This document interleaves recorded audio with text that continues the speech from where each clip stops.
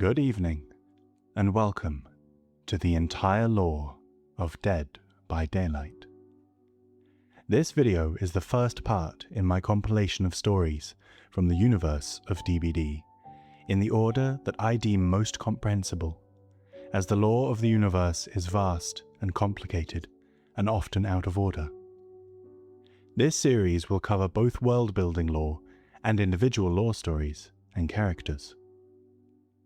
In tonight's video, we will cover the fundamental building blocks for the world of Dead by Daylight, viewed through the lens of the elusive Benedict Baker, along with the entire timelines and history of the poster boys for the game, the Trapper, and Dwight Fairfield. If you enjoy this video, please be sure to subscribe, and let me know who you're most excited to see show up in the lore next. Sweet dreams, everyone, and I hope you enjoy.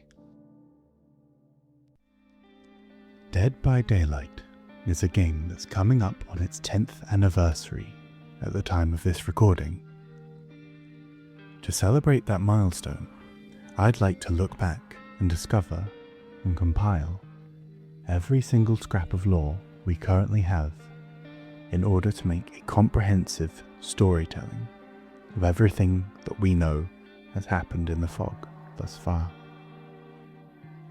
This lore will follow a mix of chronological and real-world release dates in order to ensure that it is as understandable as possible. That is to say, that this series will follow its own internal logic that I believe makes the convoluted at best lore easier to digest, and therefore will not necessarily follow chapters in the order they were released.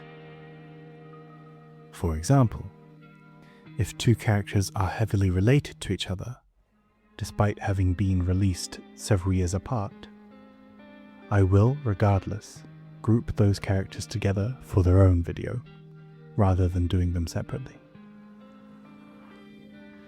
Dead by Daylight deals with the multiverse, and there are an infinite number of different versions of different worlds and different characters, and therefore inconsistencies are plentiful.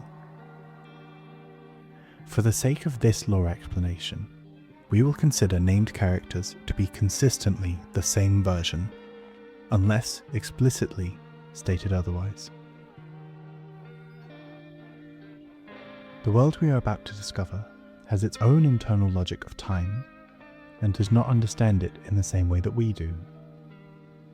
Some characters come from hundreds or thousands of years before our contemporary modern-day characters.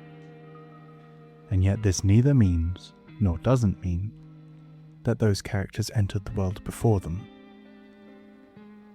This concept is important as to why this lore guide will be written from the internal perspective of the Dead by Daylight realm, rather than starting the lore with the characters taken furthest back in our real-world history.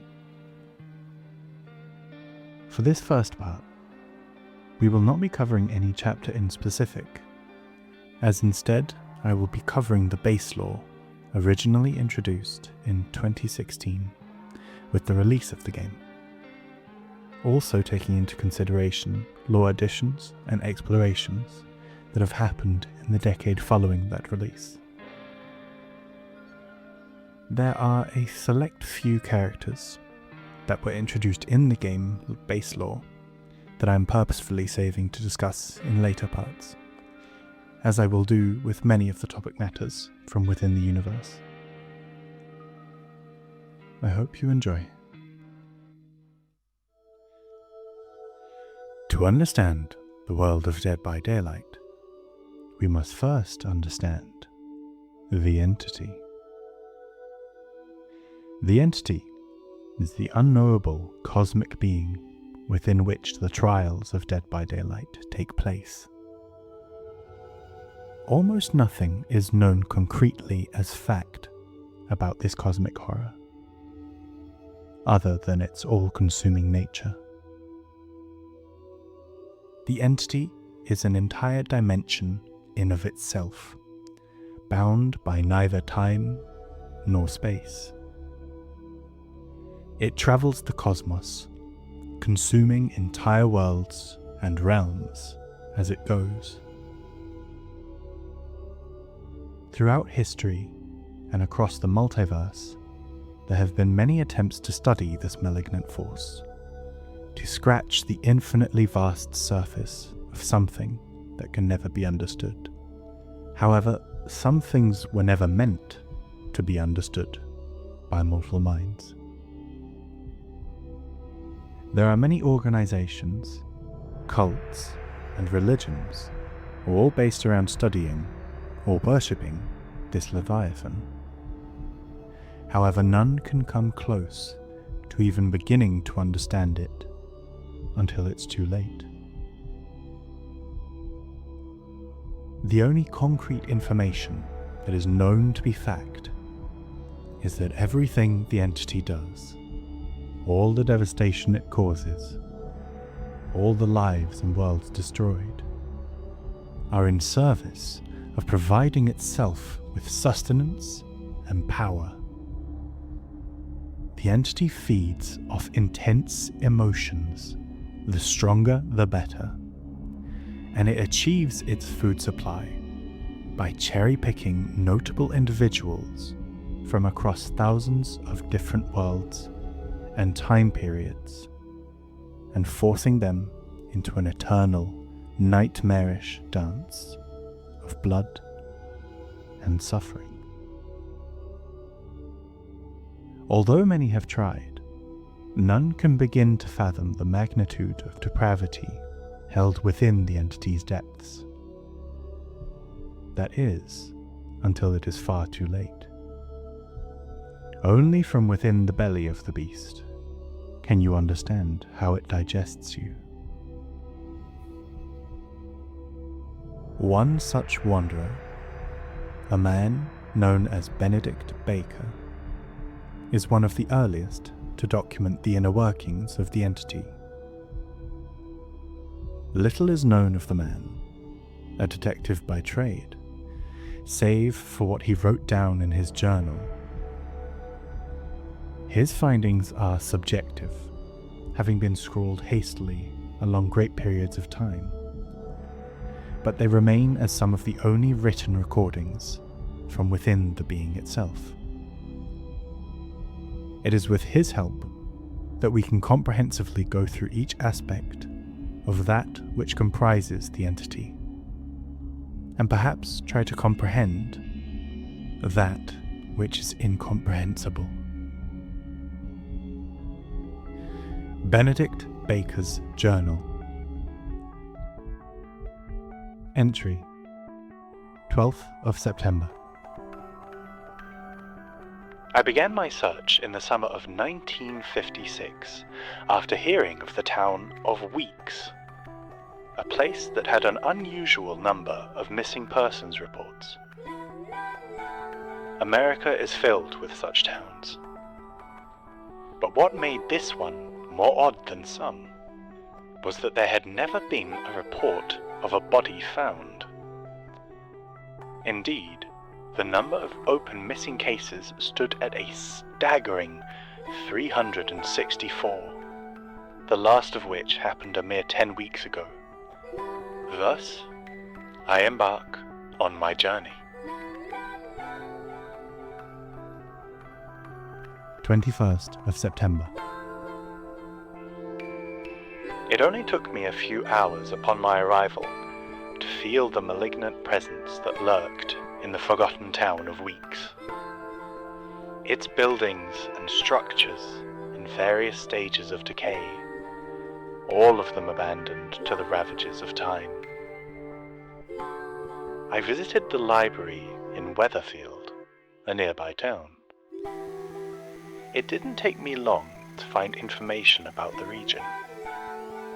Once a vast, prosperous and sprawling industrial area, Weeks suddenly became a ghost town.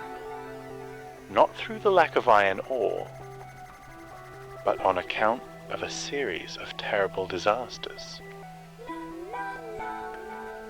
Once again, I had found a place touched by the darkest of evils, so powerful that it spread like a virus in the area, consuming the world around it, rotting the core from within. The locals of Weatherfield would not discuss or talk further of the town of Weeks. The locals acted like the sort of thing you would see in your weekly penny dreadful, their eyes wild with terror. What happened here? 23rd of September. I have spent 2 days in this derelict library. The archives are somewhat unorganized, but I have managed to learn more about the town of Weeks. I get this eerie feeling as I sit in that basement, but I feel a need to learn more. I have come too far now.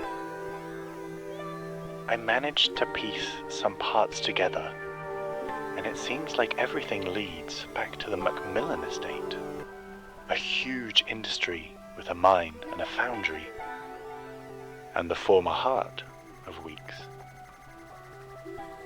I found some police reports and complaints, but no sign of legal action.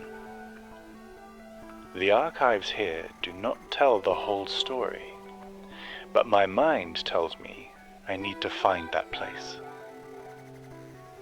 as the Macmillan estate might sit upon some answers about these unexplainable disappearances. I simply must go further. I feel somewhat uneasy, as my comfort zone most often is behind a desk. But I cannot be shackled to words, and must instead make use of action. All I have managed to find out is that some deaths occurred, and it was just shortly after that this rot took hold of Weeks. I've tried to find my way, and I asked the librarian, but she refused to even talk about it. Old maps in the archive show the way, but nobody is willing to take me. I will set forth tomorrow on my own. Day unknown. September. Year unknown.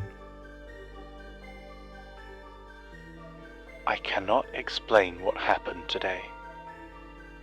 I awoke to find myself in this strange place. I have no memory of how I came here. My last recollection was of leaving Weatherfield and beginning my journey towards the Macmillan estate. The last part I had to travel by foot. A seemingly never-ending fire burns next to me. I cannot even tell how long I lay asleep. This area of the woods seems to have no day or night, just an intolerable gloom. I am unsure what awaits me, but I will keep filling this journal, maybe with a hope to warn others.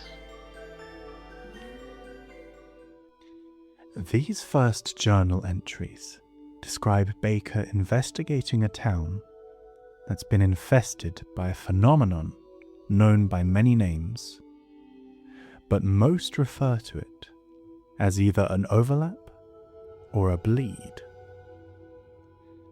These are places where the entity's influence has begun to infect the environment, weakening the barrier between our world and its, and are frequently found to occur at or near places where great surges of intense emotions have been experienced. Because of this, these places are very frequently also the sites of tragedies, murders, suffering, mass paranoia. Think of them as doorways into the abyss. Many step through these doorways unintentionally, some purposefully, but very few emerge unscathed. Those from our world can step through these doorways at will, assuming they are insane enough to want to do such a thing.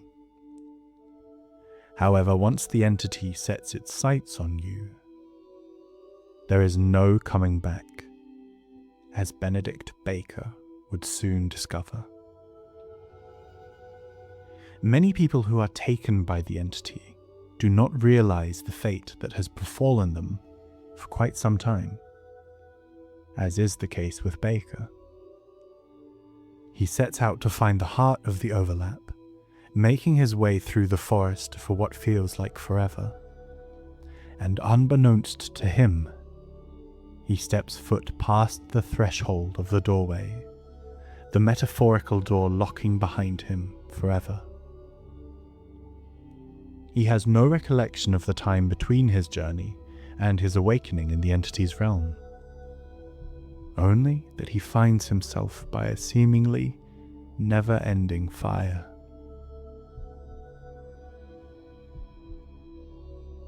First journal entry after the awakening. Am I alive? I no longer know or care.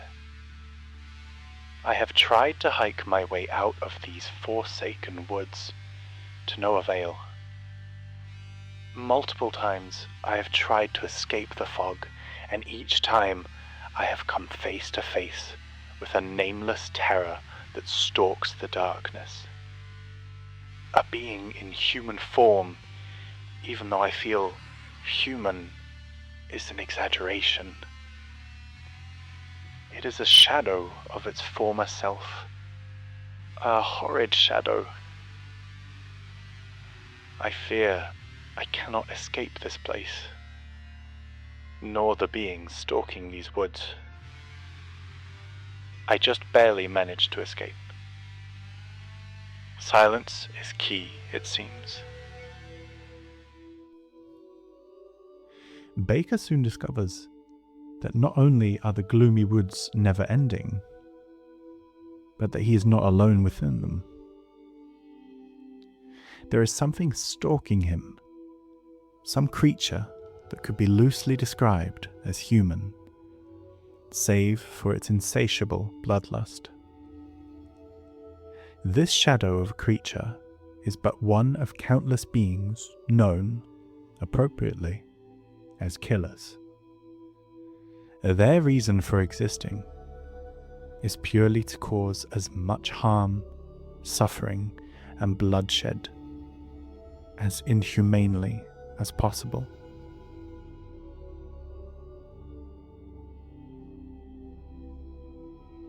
These things differ from time to time, but each acts in a similar manner, and with similar human physical traits.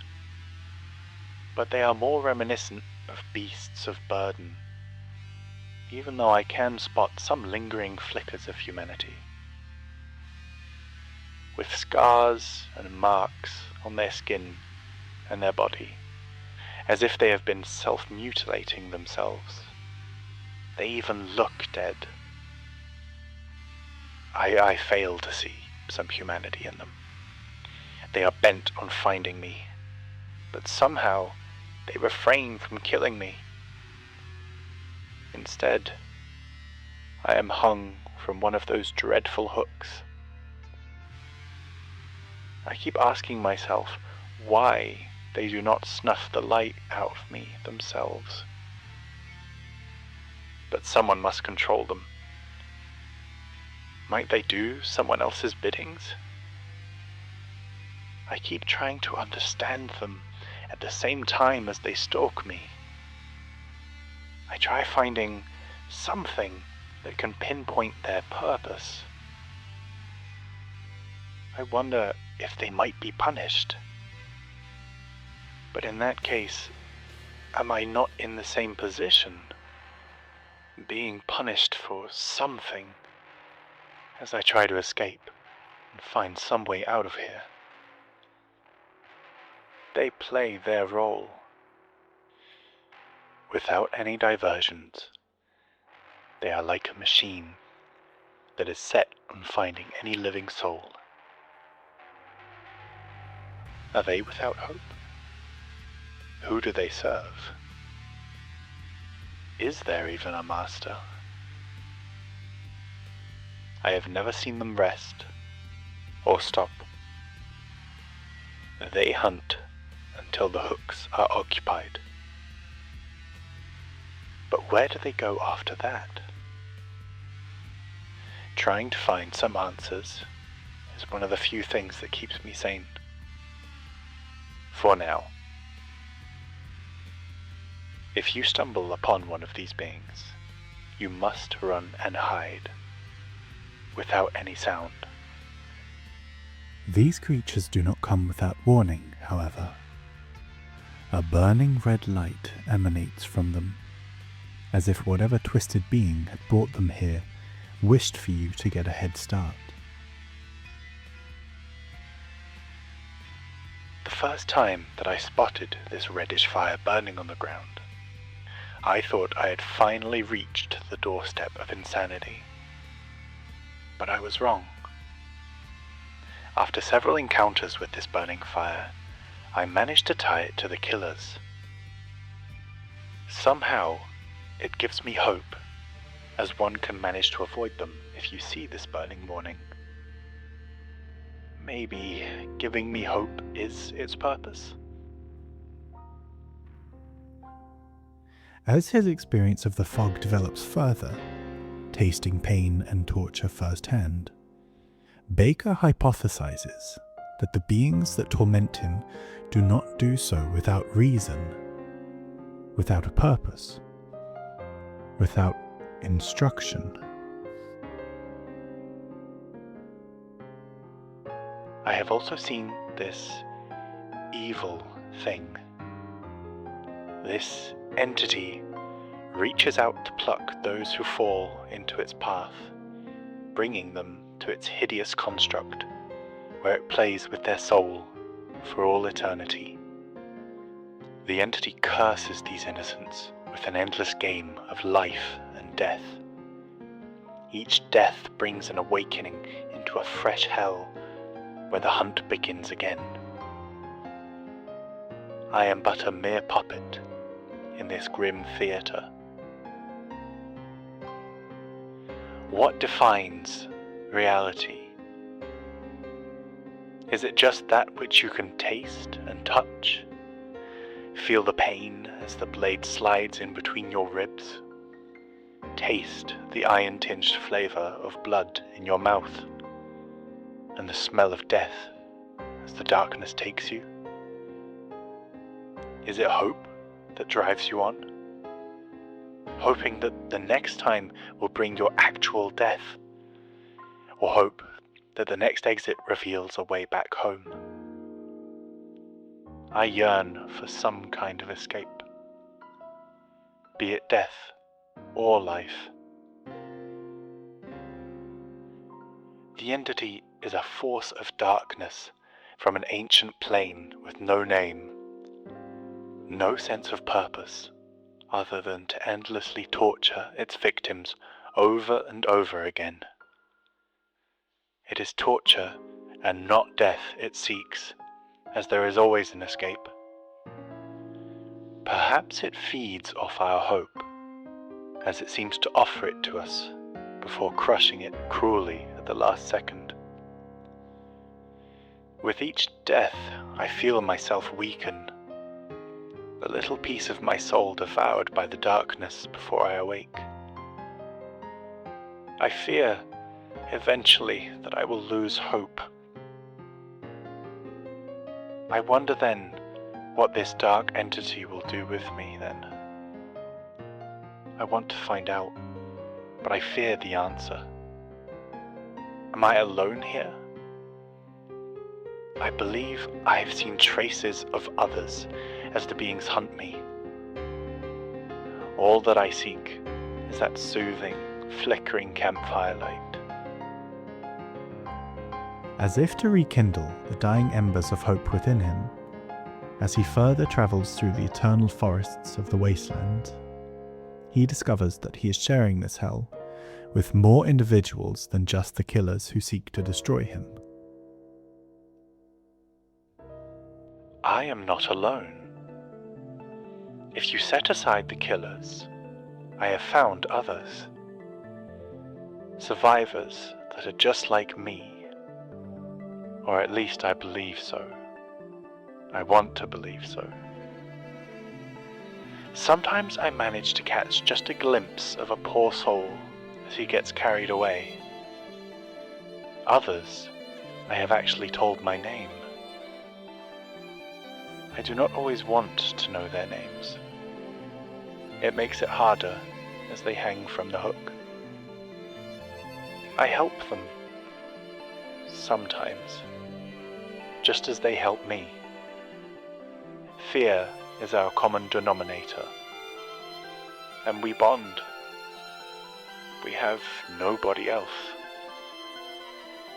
Human contact and interaction soothes this trial we share. I ask myself whether I am better off alone, or if we can come farther together. Sometimes I bear shame as I sneak away from screams.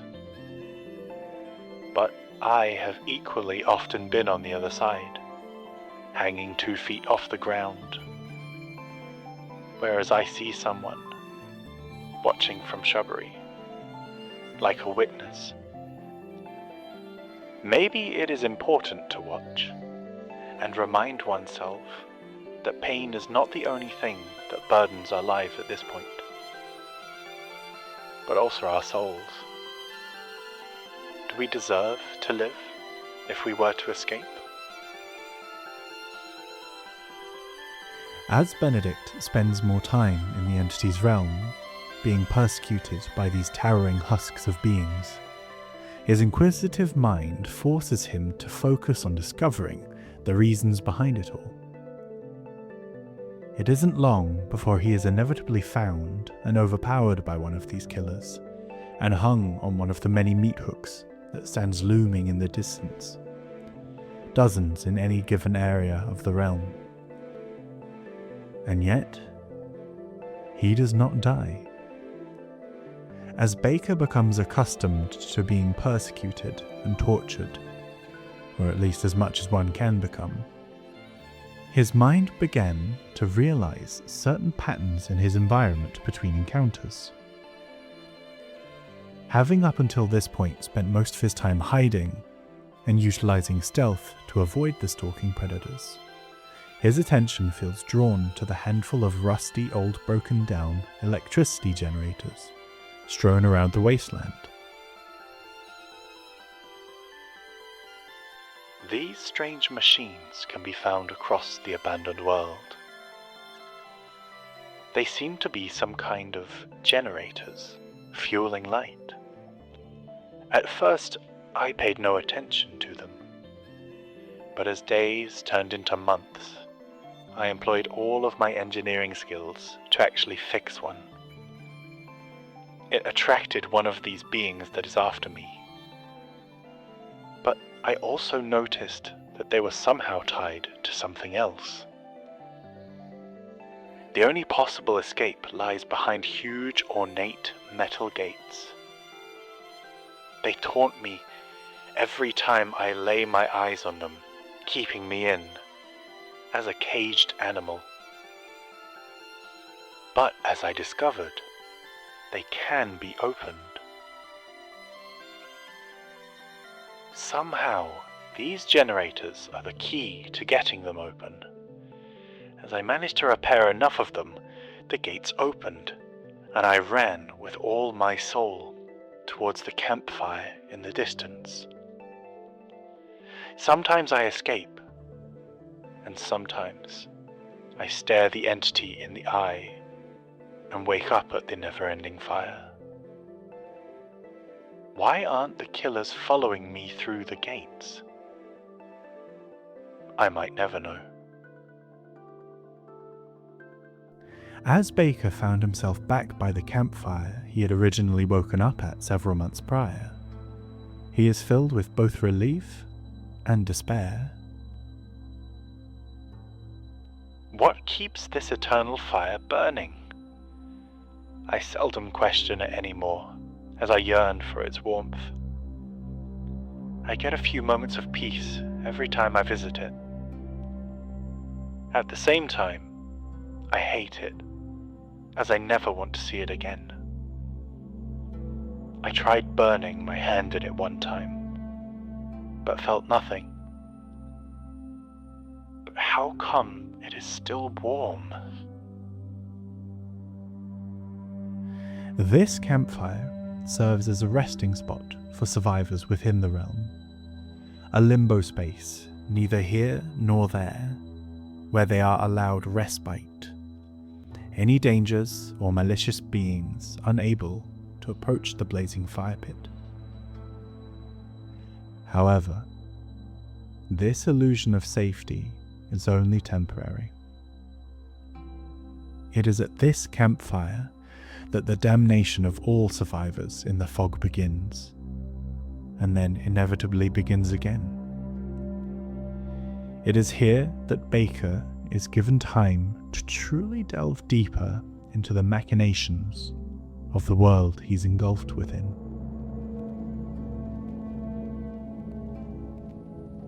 Each killer seems to have been pulled from a place of great darkness. Their own violent actions summon this most ancient of evils from its slumber. The entity reaches out, taking them into the place between worlds where it demands they do its bidding.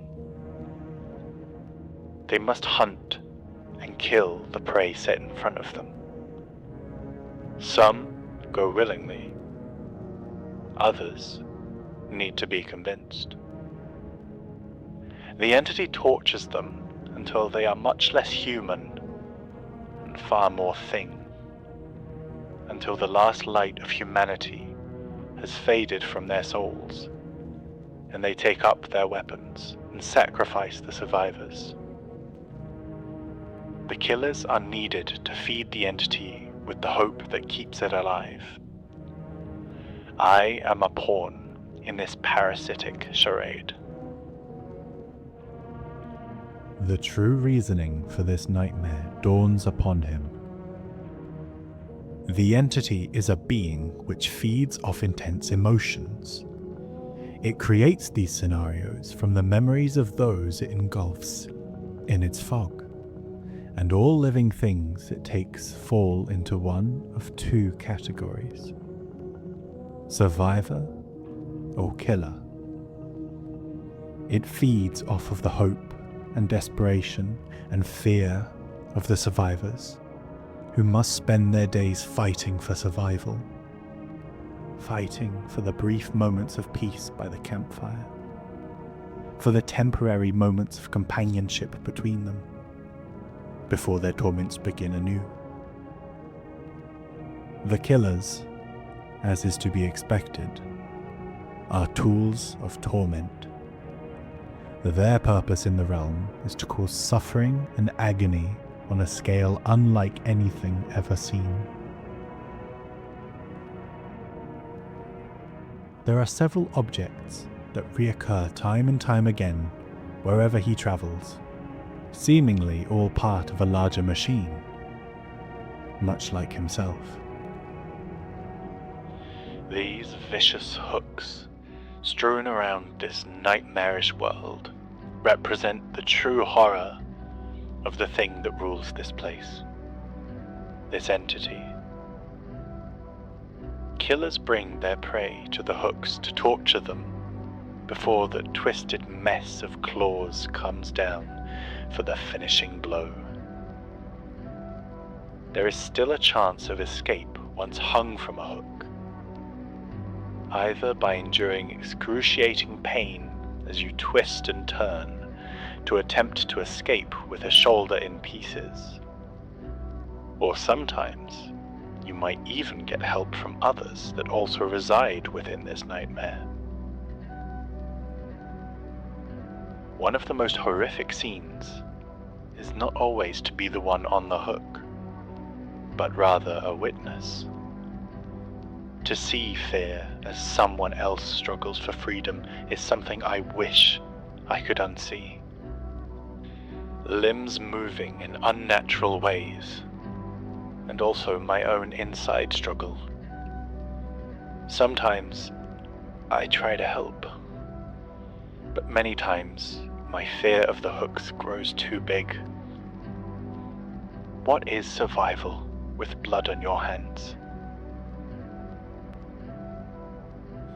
The reason that killers do not merely murder you themselves is because the process of death is not death at all, and is, in fact, a ritual. The ritual of sacrifice is perhaps the most important part of all for the entity's feast. As a survivor is overpowered and hung on these meat hooks, within minutes, the cosmic horror will begin to manifest physical extensions of itself, spindly, hairy, spider-like appendages which, once manifested, will attempt to grab and impale the survivor on the sacrificial hook. Most survivors can hold off its onslaught for just over a minute before their energy is entirely gone, and they succumb to the tendrils. Once impaled, these giant claws will drain all life and emotion from the survivor, their physical form dissipating as the claws lift their husk upwards towards the sky. A mass of incomprehensible black appendages and fog consuming them entirely. This thing that I dubbed the entity is evil in its purest form. I find it hard to spot, but I can hear the cracking sound this loathsome thing emanates. Like a deity, it surrounds the area, closing in on me as its killers hunt me. It does not seem to be dangerous in itself, not until you are caught and the killer hangs you from one of its abhorrent hooks. I have ended up there over and over, and every time I yearn for both release as well as escape. Pain melts with fear in a most horrid way, yet I return to it more or less every night. Once on the hook, entity takes over, pulling one upwards to something else. As if this were not enough to take in, it would not be long before Baker would discover yet another facet in the entity's realm. November 1896. Last night I got out of the fog, in a manner of speaking. I arrived in a pocket of tranquility, where the monster was nowhere to be seen. I stopped running, and was immediately filled with a strange calmness. I lay down near the bonfire, and closed my eyes for the first time in what seemed like days. After long, deep breaths, I plunged into what I first thought was the darkness of a dreamless sleep. And then I saw it. The blood web. A space between reality and abstraction. There is no sleep here, only torment. Even my own mind is shared and bent at the entity's will. November 1896. I return to the space I call the blood web as often as I can. I feel like I'm starting to gain more control over it. I'm able to focus and travel to deeper levels. Here's a fair warning to anyone who might attempt to follow my steps. Tread carefully, as the blood web is unpredictable and ever-changing. December 1896. I have found that on deeper levels of the blood web, I can learn and collect better tools. The deeper I go, and the more marvel I can extirpate from the figment of fog. This comes at a price, however. The entity that rules over this world grows restless with my attempts to know more. Each time I move further in the web, it makes sure to devour and consume something else. I must choose carefully what I want to extract from this journey across the web. February 1897. Today I have reached a deeper sub-level of the blood web, which opened my mind to more possibilities.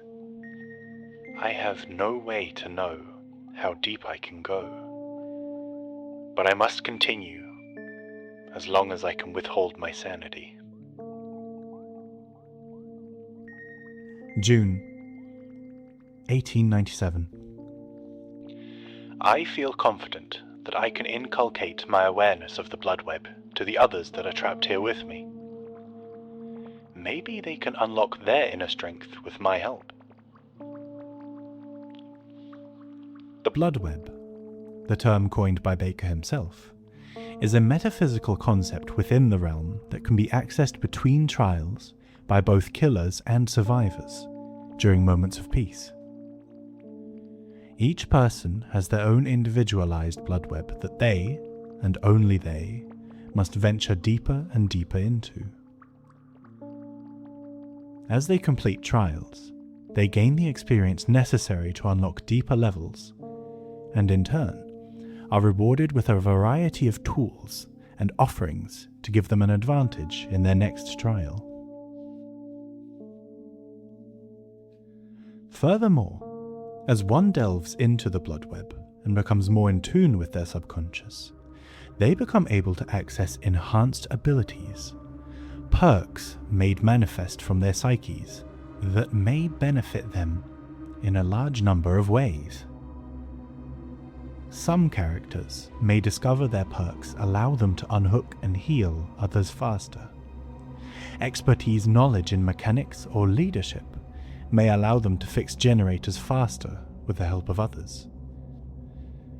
In some more extreme cases, survivors with pre-existing knowledge of the occult, or the entity itself, may even be able to perform rituals deep in the depths of the entity, sacrificing blood in order for more intense, permanent benefits in a trial, such as shorter generators, or knowledge of where the killer is.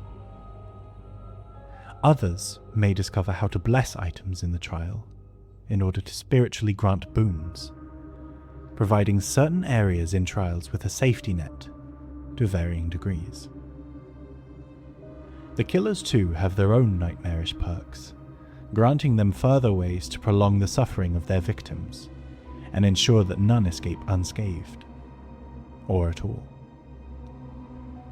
The blood web, while personal, does seem to be entwined to a larger metaphysical realm as a whole, as once someone has delved deep enough into their own, it becomes possible for them to share their personal perks with others.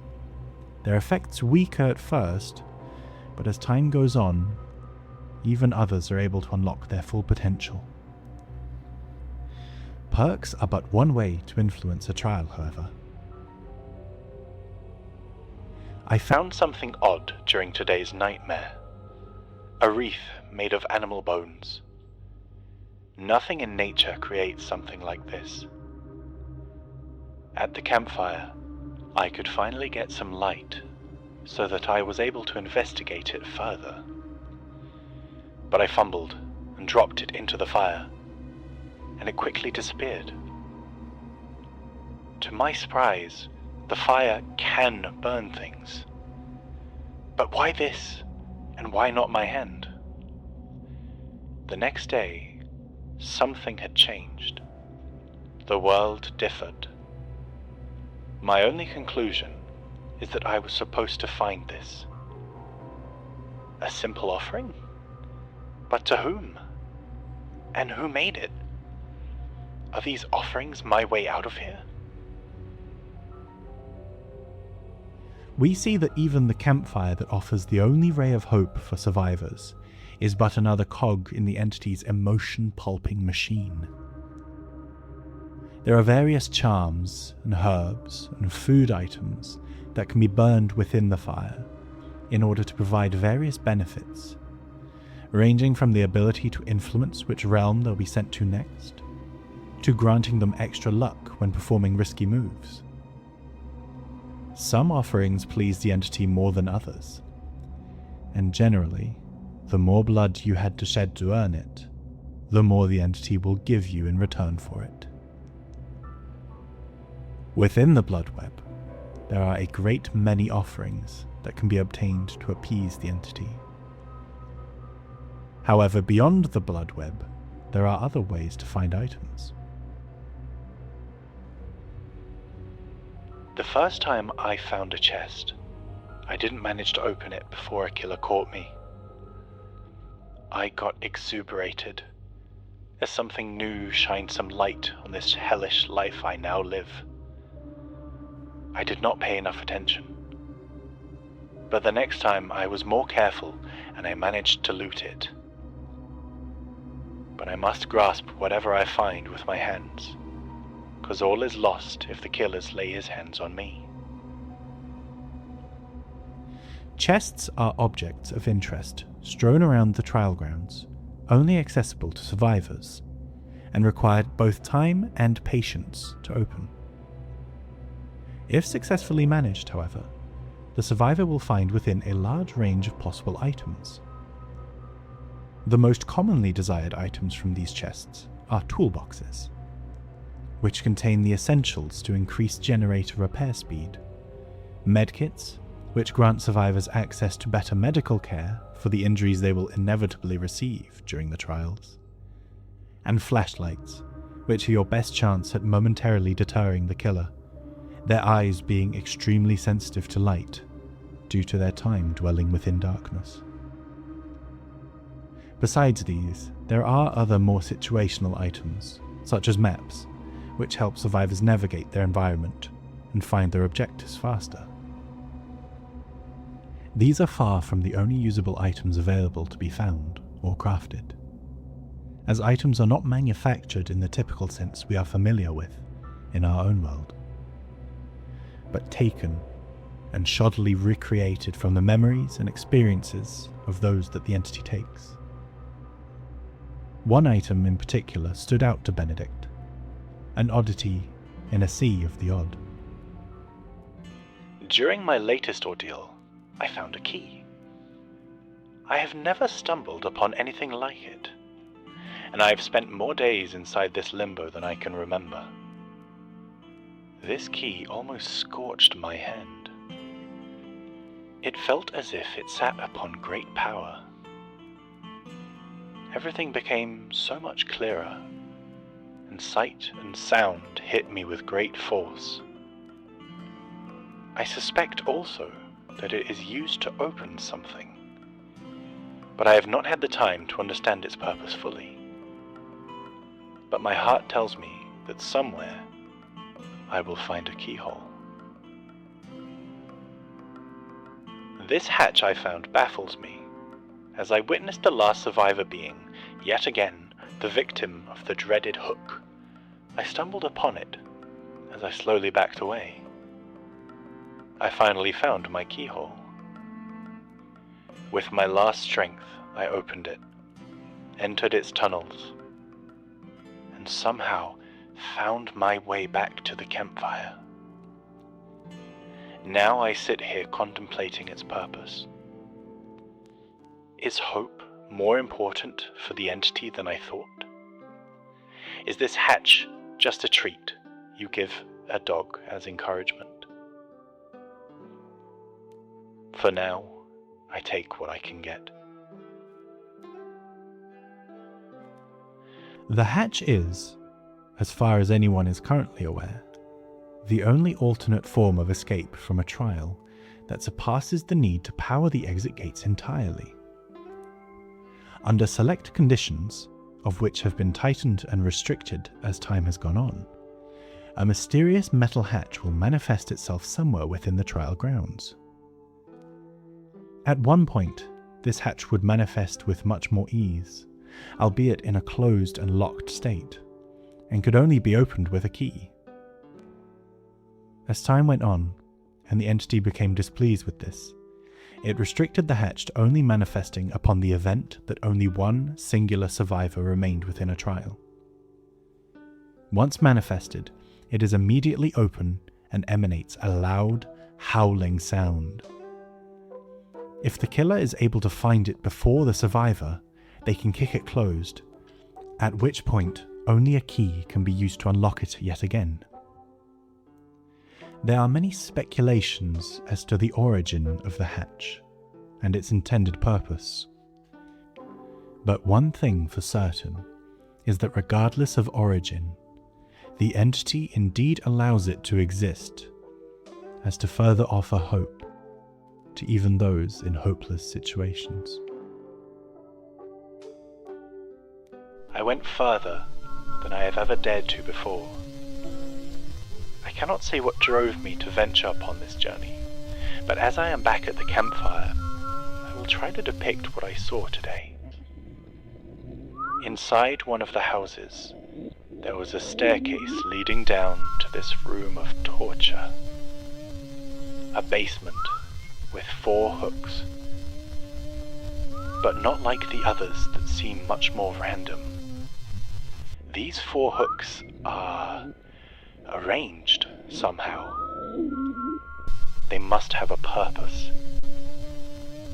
I do not know anything about this place, but it felt packed with memories of endless suffering and torture.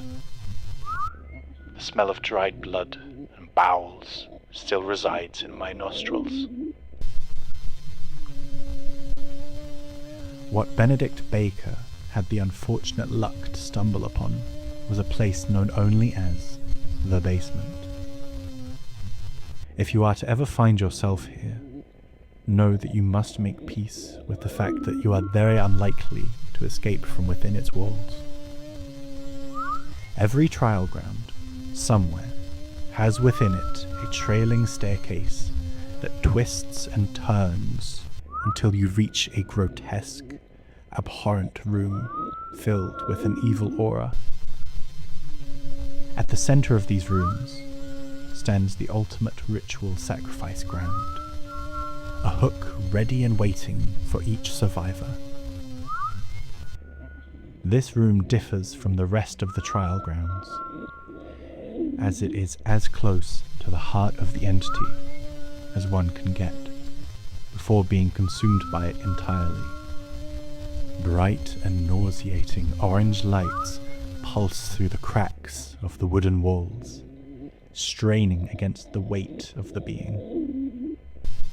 If a survivor is taken down here and hooked, it is very difficult to ever get them out again, due to the long single staircase that serves as the only way in and the only way out.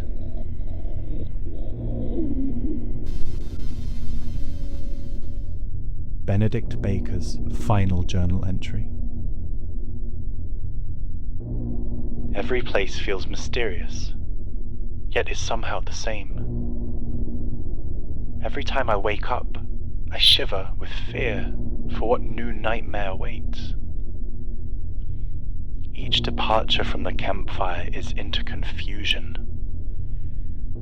Slowly I learn the different places, recognizing features and buildings, but I never really understand the pattern.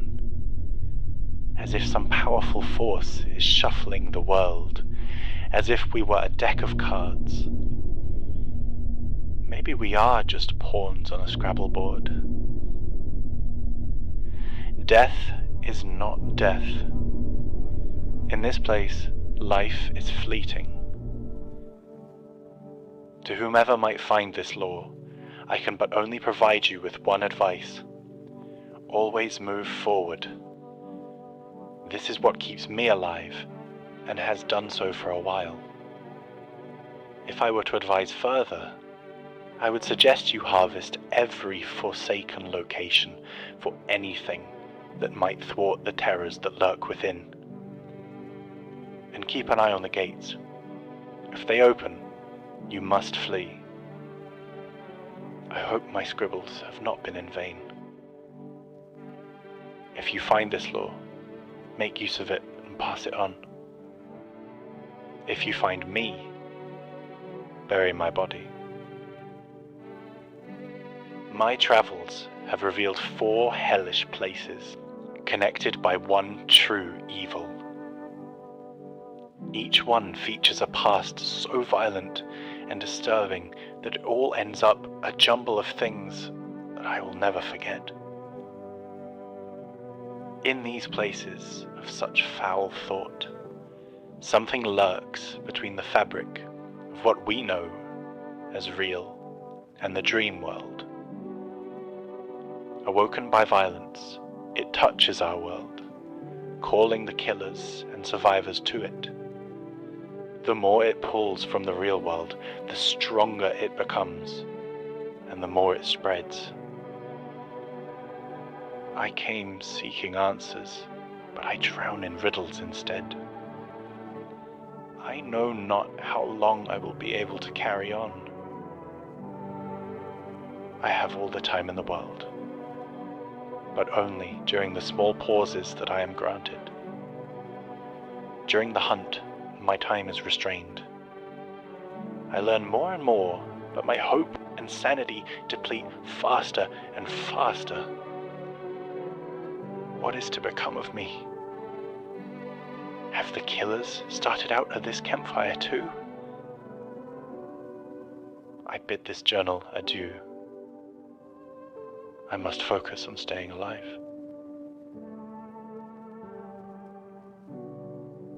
This would be the final main entry of Benedict Baker's journal. This is not to say that he immediately perished following this, much to his own lament, but from this point on, sightings of the man are far and few. In the future, as we will cover in later parts, scribblings and further notes have been uncovered from the man in regards to a few further discoveries, namely, whenever he had the mispleasure of meeting a brand new killer for the first time. And yet, even these, over time, would cease to appear. There are many theories as to what became of him. Some whispers state that he managed to find an escape to the realm. Others, that he remains a survivor, enduring endless trials. But perhaps what is most likely is simply that he eventually succumbed to insanity and was sent to where all dried up survivors are sent. The void.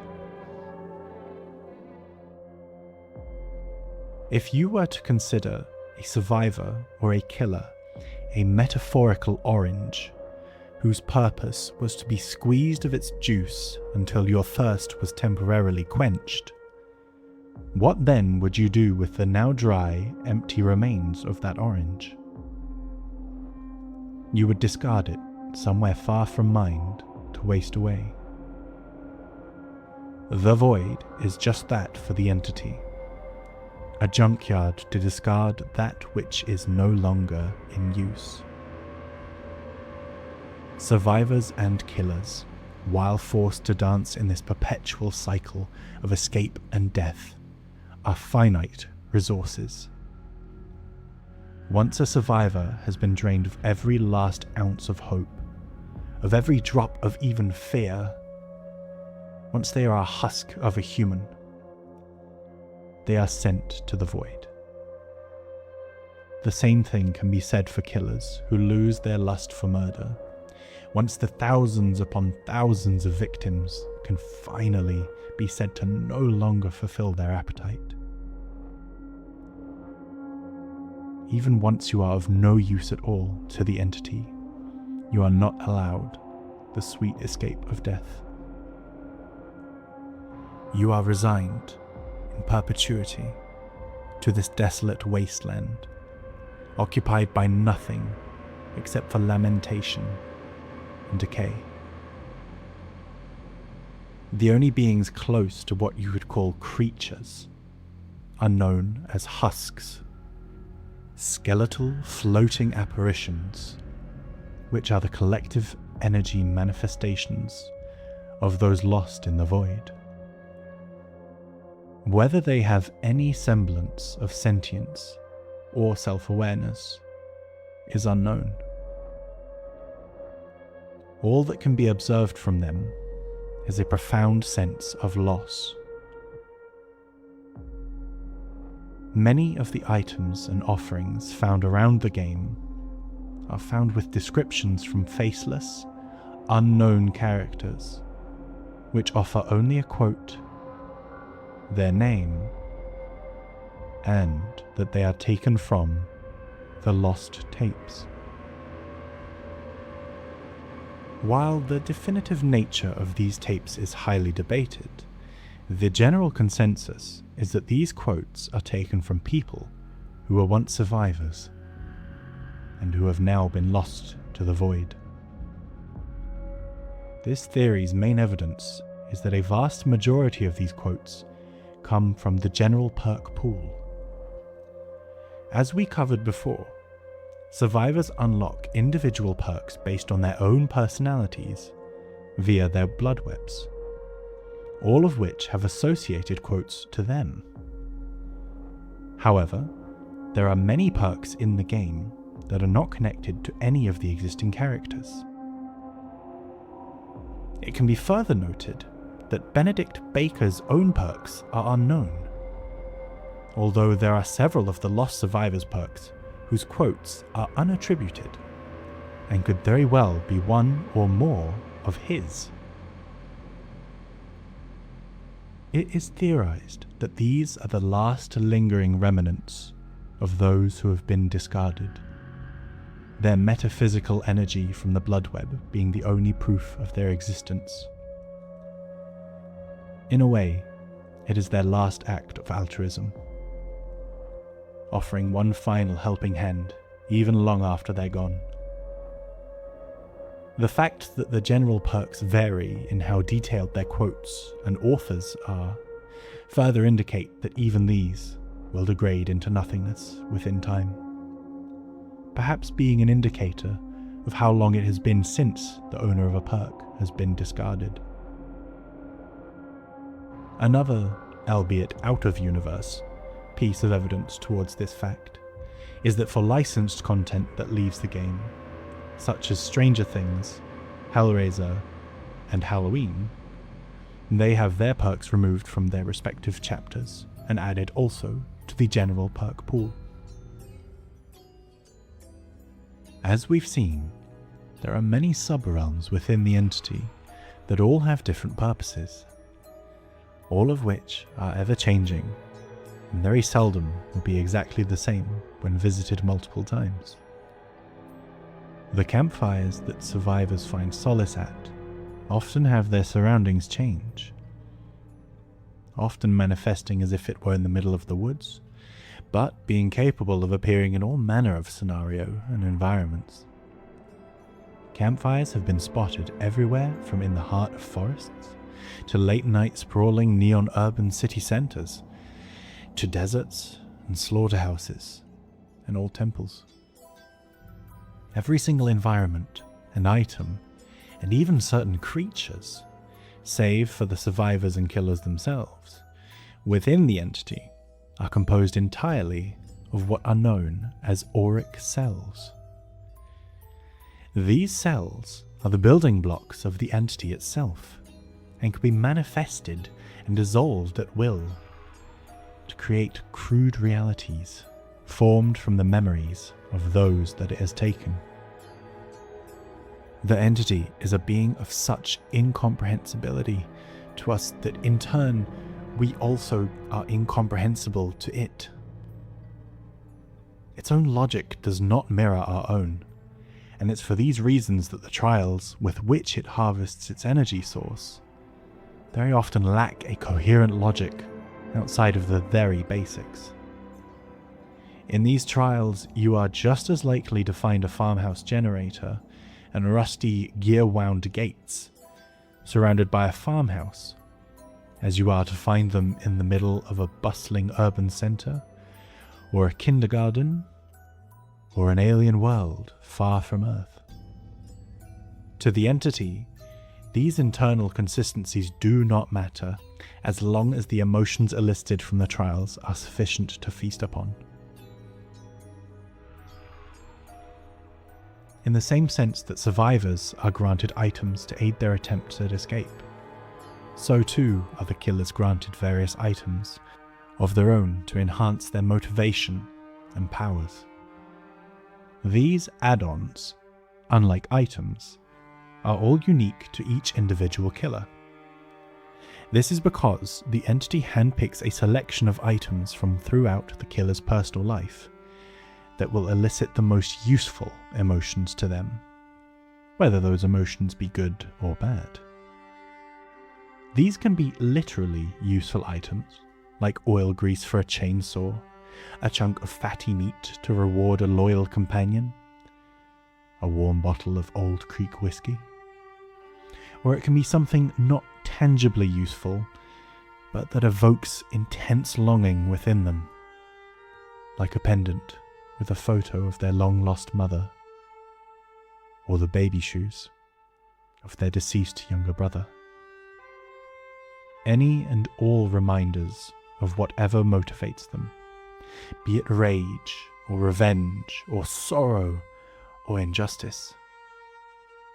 Many killers in the fog, as correctly theorized by Baker, were not always creatures of malice and evil. There are many who were once just as human as you or I, or the survivors of the fog. But fate and misfortune and the entity's manipulations twisted and tortured them until all kindness had been extinguished, leaving only bloodlust in its wake. As mentioned previously, the entity does not work in the same linear fashion that our world does. Benedict Baker is taken from 1956, and yet as he spends months in the realm, he begins to date his journal entries as being from 1896. While possible that these entries are from an alternate version of Baker, from the multiverse, I find it more plausible that his perception of time as a whole became distorted. Years in a timeless realm would make anyone forget their own past, their own time. It can seep through at any given point in time and space, both on Earth and worlds far beyond, and the more it consumes, the more power it accumulates, and the more it bleeds through to different points throughout history. As this power grows, so too does its ability to influence the world and the people within it. It can whisper dark thoughts and darker desires within the hearts of men, bringing out the worst within them, feeding off their potential energy. It chooses its victims, both survivors and killers, and haunts their existences retroactively. Some step through its doorways unintentionally. Others are stolen from their timelines at critical moments of importance, very often just before death. To some, even, it is a salvation. Very often, entire universes are left in destruction due to the entity's interference. It will kidnap heroes from worlds before they had a chance to save it, allowing for carnage and desolation to take their place. The entity does not care about the realities it devastates for the sake of a handful of individuals, as long as it gets its fill. Time is endless in this realm where even death is not an escape, and there are countless stories to be told. From young witches disappearing into thin air in front of hundreds, to pirate captains who became forever lost at sea. From flesh-consuming ghouls from the streets of Tokyo, to children going missing from old pizzerias manned by sinister animatronics, to K-pop idols who create music from the screams of the damned. These are just a handful of the tales to be told from those trapped forever within Dead by Daylight.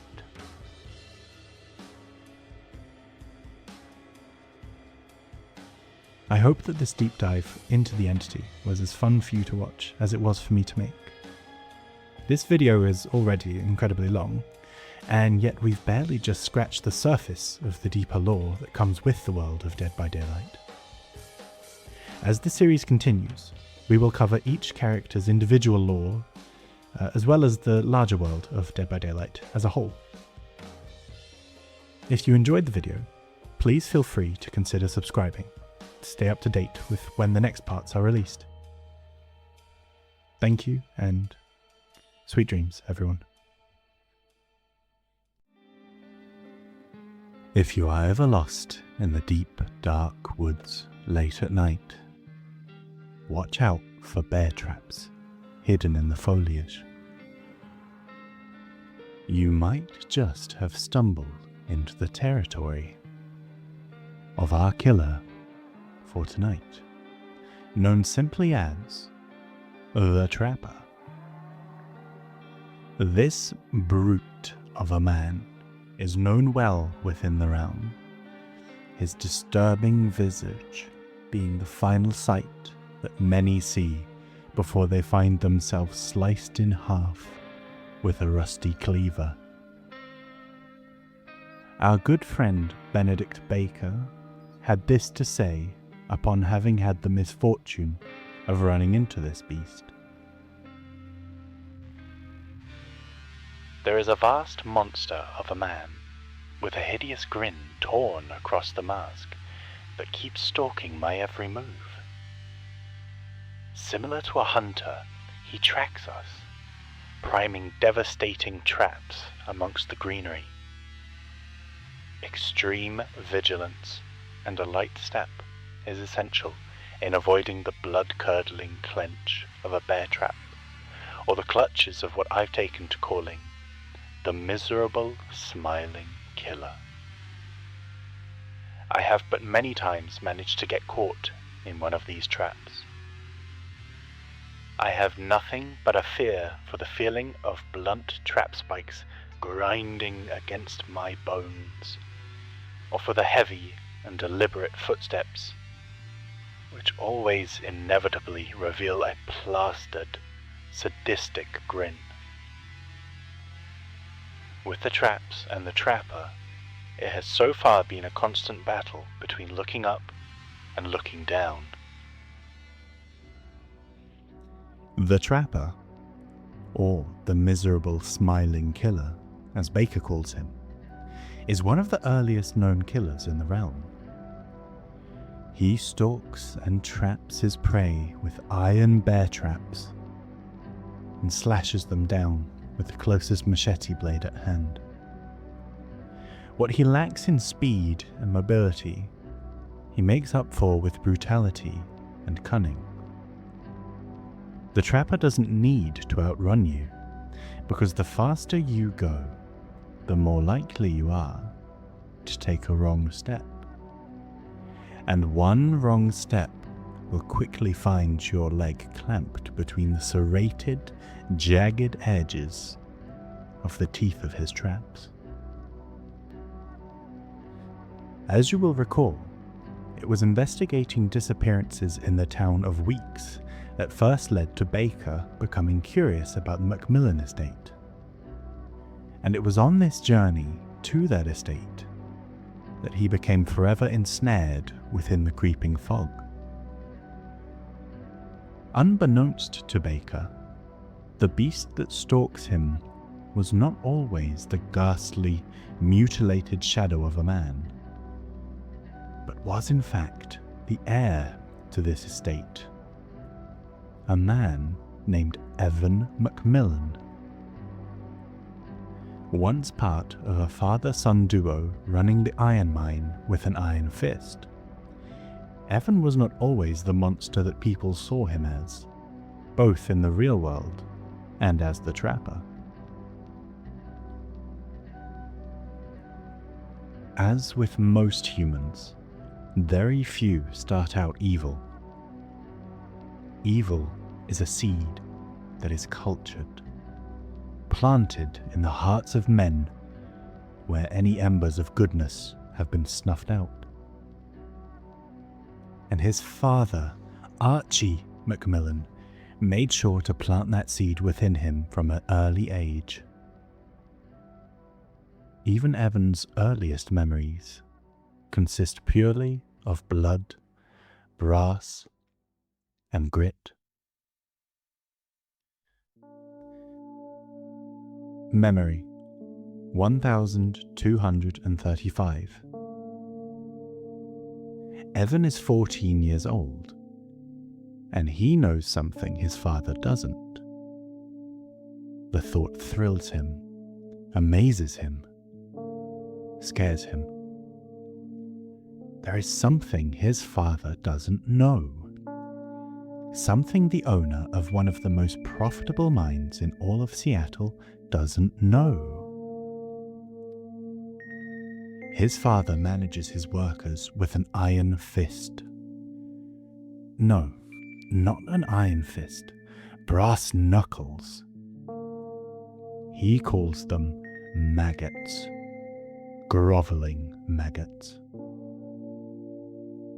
He's about to discover he's wrong.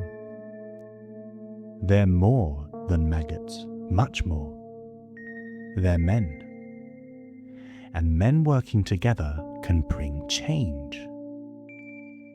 One of these men is inspiring others to take their lives back. If they can stand together, maybe, just maybe, they can bring in the union. With the union, they'll have rights. More than rights. They'll have dignity, freedom, time. Time to spend with their friends. Time to spend with their family. Time to be human. Evan knows something his father doesn't know, and he feels empowered. Memory 1236. Evan's father thrusts him to the ground, calls him weak, tells him he's got to stop being so nice to the maggots, stop talking to them, stop helping them, keep them in line, break them. Let them know who's boss. If you give them an inch, they'll take a yard. They're just using you. Evan knows better than to say anything. His father punched and broke his jaw last year when he showed weakness. This year, he'd rather not sip dinner through a straw. This year, he holds back, bites his tongue. He wants to tell his father about the union, but doesn't. He feels ashamed, torn between his loyalty for his father and for his friends. Bob, Tom, Jim. They deserve more. Memory 1237. Evan enjoys creating something from nothing. He's not an artist, but he enjoys sketching, and he hides his sketches from his father. His father forbids sketching. Sketching is for weaklings, vagabonds, gypsies. He wants Evan to do worthy things. He drags Evan to his most profitable mine and teaches him how to manage maggots. He's hands-on, very hands-on, abusive, violent, brutal. The key is to break them, break their will, break their spirit. Once broken, a human is a tool that can be wielded to do anything. Broken. It's what he did to Evan's mother. It's what he's doing to him. But Evan still sketches. Sketching is defiance. Memory 1238. Evan watches his father yell at one of the workers. He's sick. He wants to leave, but he's not allowed. He leaves, he loses his job. Evan feels for the man, wishes he could do something for him. He wants to tell him things are going to change.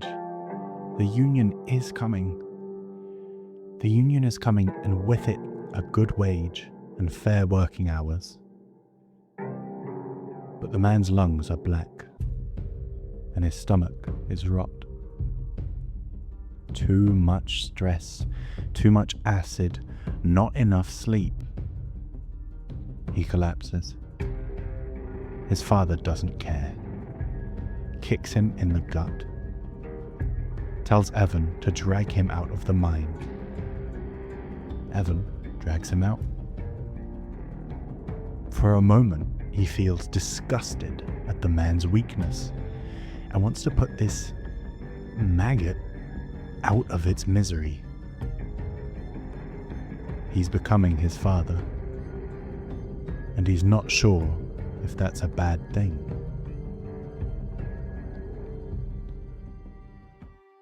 Memory 1239. Evan's father forces him to set a bear trap in a dark forest. His father's obsessed with hunting bears. Always has been, always will be. He tells him the story. Always the same story. He doesn't want to hear it, but he will. His father was hunting with his brother when they ran into a grizzly bear. The bear tore his uncle's arm off and bit into his head. Evan's father jumped on the grizzly's back, stabbed the bear endlessly, killed the bear, ripped open its stomach to retrieve his brother's head, carried his brother's mutilated body 10 miles to the family estate. This time it's 10 miles. Last time it was 5. His father grins. The story is changing with every telling. Sometimes Evan wonders if there even was a bear. Memory 1240. Evan's inspired in a way he's never been before. Furiously, he sketches his father in a bear suit killing his uncle. He never met his uncle, but he's seen pictures. His uncle was a philanthropist, a bleeding heart, disloyal. He would have run the business into the ground with proper wages and all that socialist crap. That's why he had to go. Evan doesn't have proof, but he knows. Deep down, he knows his father murdered his uncle. Tied him up, left him for a bear. There was no knife, no fight, no honor. Just a terrible death. for a disloyal worm. Evan suspects all this, and yet he doesn't feel disgusted or ashamed. He feels something else. Something he's trying not to feel. Something he won't admit to himself. Memory 1241. Evan looms over his father's bed and watches him sleep. He hates and loves him at the same time. Sometimes he wonders what his life would be like without him.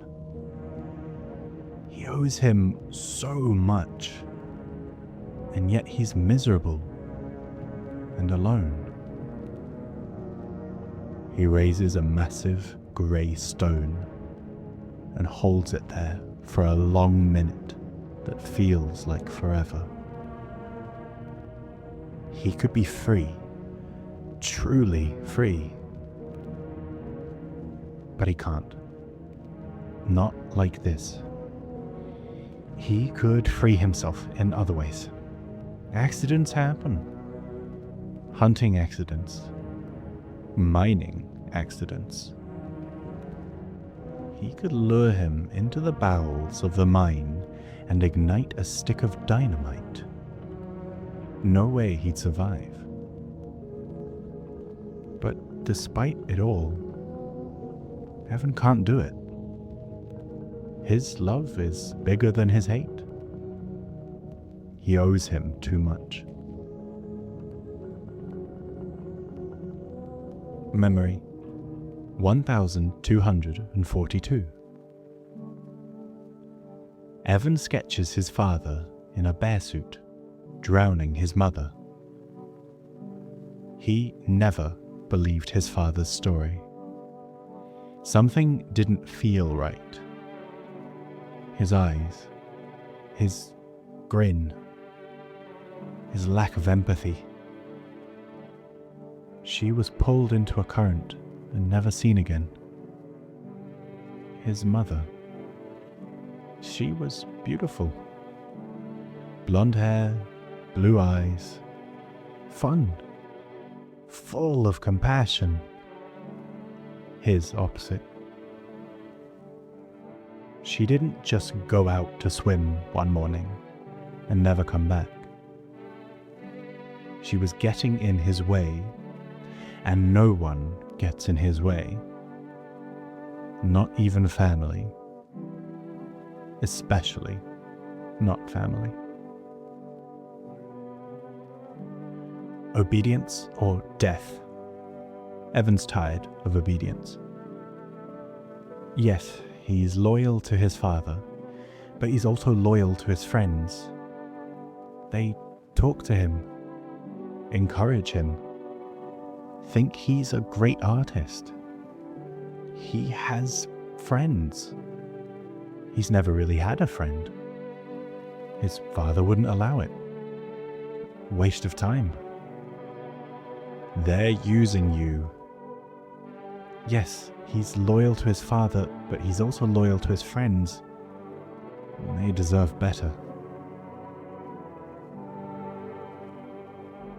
Memory 1243.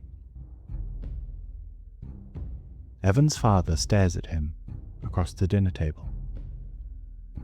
He knows. Maybe he doesn't know, but he senses something's amiss. He has that look in his eye. That look that tells Evan he's in for it. He chews on a fatty piece of rabbit and hopes his father doesn't say anything. He should have known better than to keep something from him. His father knows. He always knows. Last year, Evan lost his cool on a man who said something about his mother. He almost beat the man to death with a 2x4, while his father watched and laughed. The authorities pulled Evan away. He smiled at Evan and knew what he wouldn't admit to himself. He enjoyed beating on that man. Not because of the insult, not because he felt threatened, but because he felt powerful. His father smiled. Apple doesn't fall too far from the tree, eh? Memory 1244. Evan finds his sketches torn to bits. He puts the pieces together. All of them accounted for except one.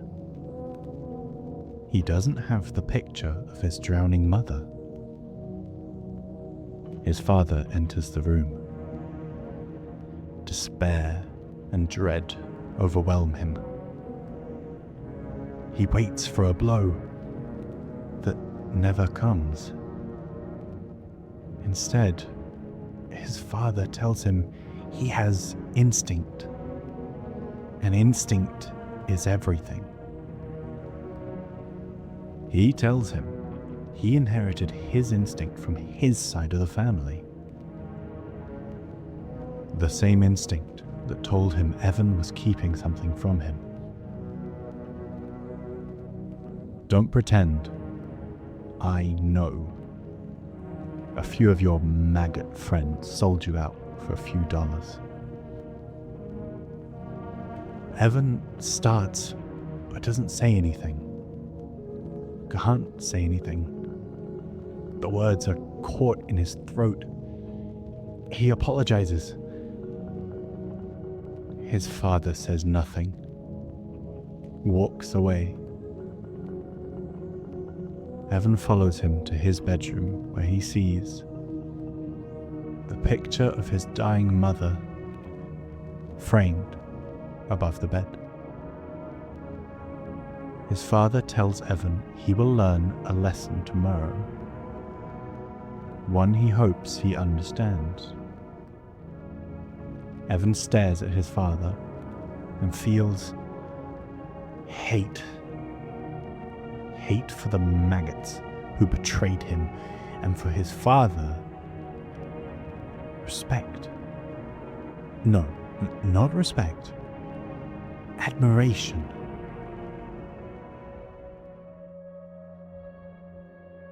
It would be a lesson that neither Evan nor the world would ever forget. The exact events that led up to that fateful day are heavily debated, but the fact remained that the Macmillan estate would become the location of the largest recorded mass murder in modern history. Dynamite had been wired up and rigged throughout the tunnel system that the miners worked in, and one fateful day, over 100 tired workers were led down there, never to emerge again. The explosives were detonated, and those men who'd just been trying to scrape by were all wiped from existence in the blink of an eye. The lucky ones, at least. It is said that voices were able to be heard from deep within the collapsed tunnel for days after the explosion. But by the time rescue workers and the authorities had managed to partially entomb the wreckage, those voices had ceased. No blame was ever officially put onto the Macmillans, the lack of evidence and their wealth and power quickly clearing them of any charges. But everyone knew. However, who actually detonated the explosives on that gloomy day is still up for discussion. From a young age, we can see that Evan was not always bloodthirsty, but in fact, once upon a time, was a very empathetic, artistic young man. Growing up, he instinctually feels a camaraderie with the workers of his father's mine, often trying to help them despite the punishments he would receive in turn from his father. He considers the workers his friends and wishes only the best for them, and empathizes with their suffering and miserable working conditions. His father regularly tries to beat and torture this behavior out of the young boy. Evan begins to realize that perhaps the many deaths of his close family members, namely his mother and his uncle, are not tragic accidents, but in fact, grisly murders. His mother having supposedly drowned while swimming, his uncle being mauled during a hunting trip. Accidents with ever-changing details and circumstances.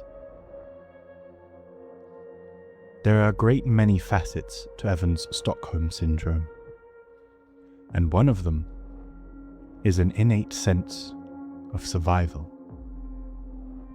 An instinct, as his father calls it.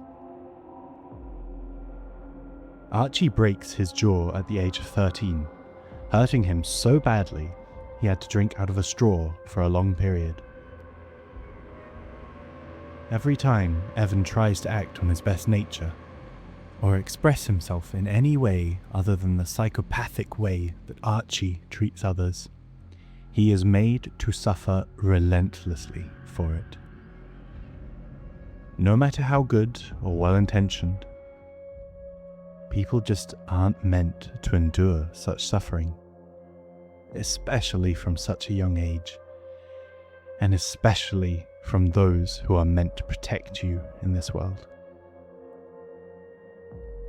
Evan had power and wealth, but after the death of the rest of his family, he emotionally and mentally did what he had to in order to survive. He thinks about his deceased family and how they were bleeding hearts, the opposite of his father, and it's no wonder that he can subconsciously connect the dots. When your reality is so grim, so without hope, it is often easier to fool yourself into falsehoods. Evan remembers feeling the rush of power, the bloodlust, on several occasions.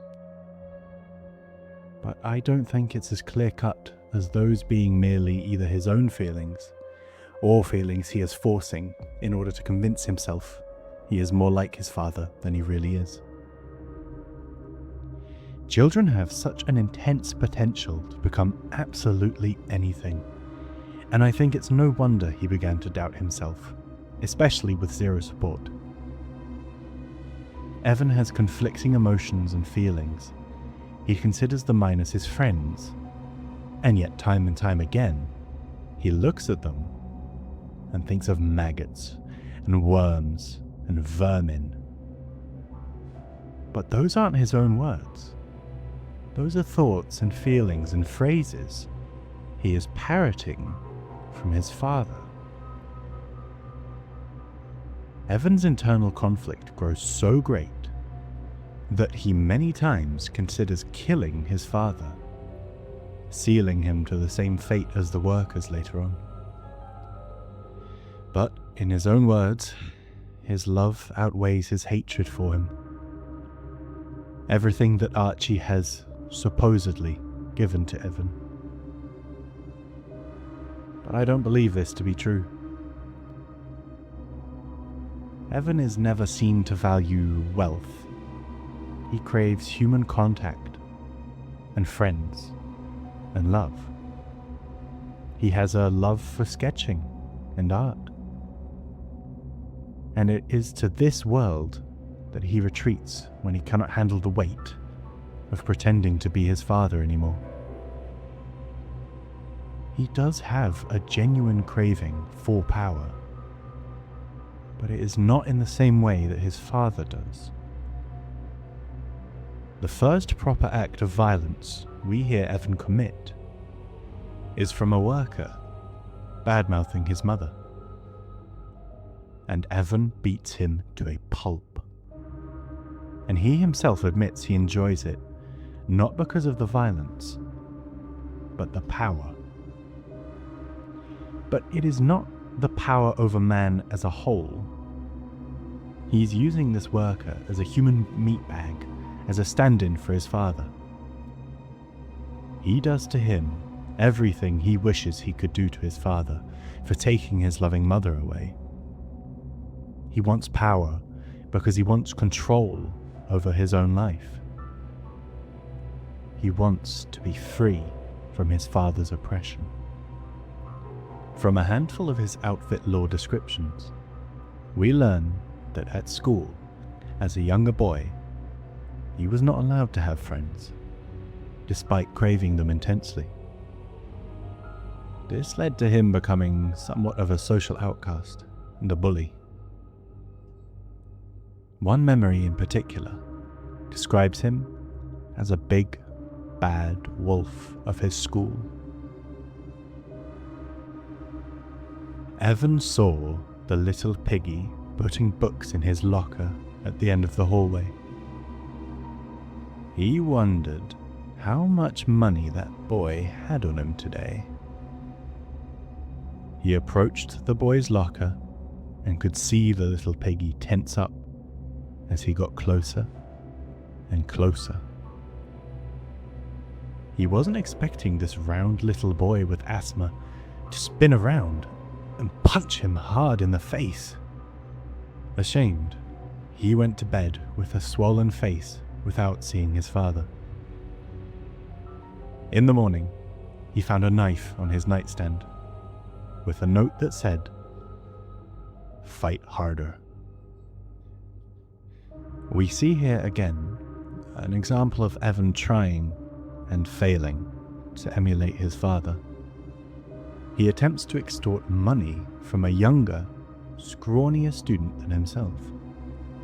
Not because he needs the cash, but because it makes him feel better to exert the little amount of power and control he has in his life.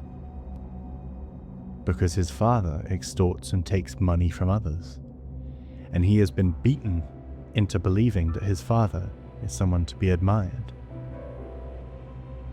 The student surprises him by fighting back, landing a solid hit on him, and sending Evan running. Moments like these could have almost served as a waking up point for the boy, showing that even those he perceives as weak, like himself and the workers, can fight back.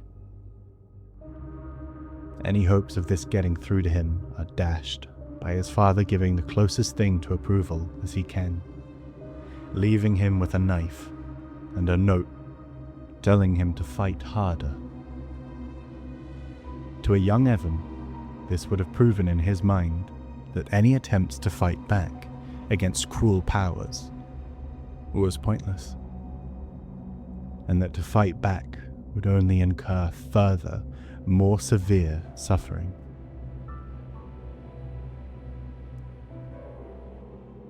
Archie Macmillan had always been a psychopathic monster, but unnoticed to his son as the years went on and his acts of violence went increasingly unchecked.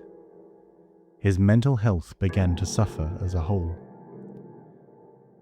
He became more deranged than anyone had previously thought possible, more paranoid and sociopathic. It was the discovery that his son had been secretly colluding with the workers to help them get together a union and earn some basic human working rights that pushed him over the edge. Evan discovers that his father had easily bribed some of the workers into selling him out, assuming that what Archie says is true at least. And it destroys the little hope that Evan had left.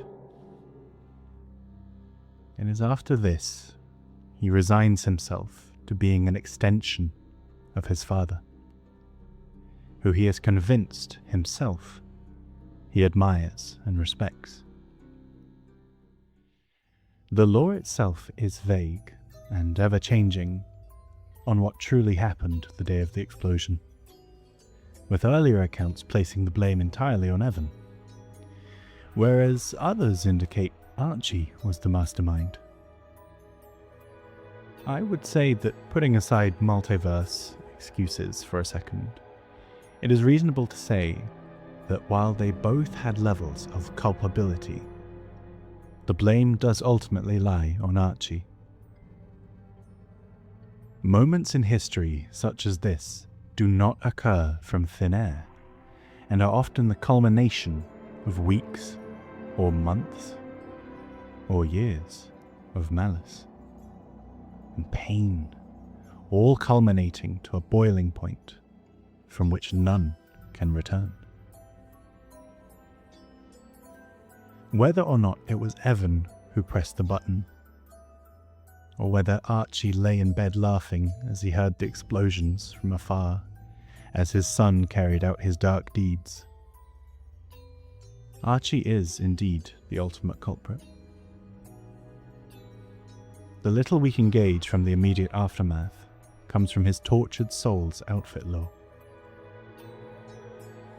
Once the rubble had settled, he returned to the collapsed tunnel and waited until morning. Father had demanded he wait there, guarding the entrance in case anyone could escape. He heard a few faint screams deep within, from those unlucky enough to have survived the explosion. By sunrise, the screams had subsided. He returned to the manor, satisfied that the job was done. Evan, ever obedient, stays with the miners until the cries cease. He takes no joy in their demise, only in the fact that the job set for him by his father has been successfully completed. From this point on, accounts are hazy of what truly became of the pair of them. Evan has become his father's full-time caretaker at this point, having effectively taken over the role of the head of the mining operation and the estate, his father's deteriorating health leaving him frequently bedbound. Some say that Evan carried out countless further murders under his father's orders, although little evidence ever remained. People would just disappear when they got a little too bothersome, or complained a little too loudly, or whenever journalists would come poking around just a little too nosily. Each murder would compound upon the last, and more emotional tears were created in the surrounding area. Time would pass, and resentment would grow. And there would come a day when Evan Macmillan couldn't take it anymore. Memory 6079. The sound of Archie's hands pounding against the door feels 100 miles away. Evan ascends the staircase.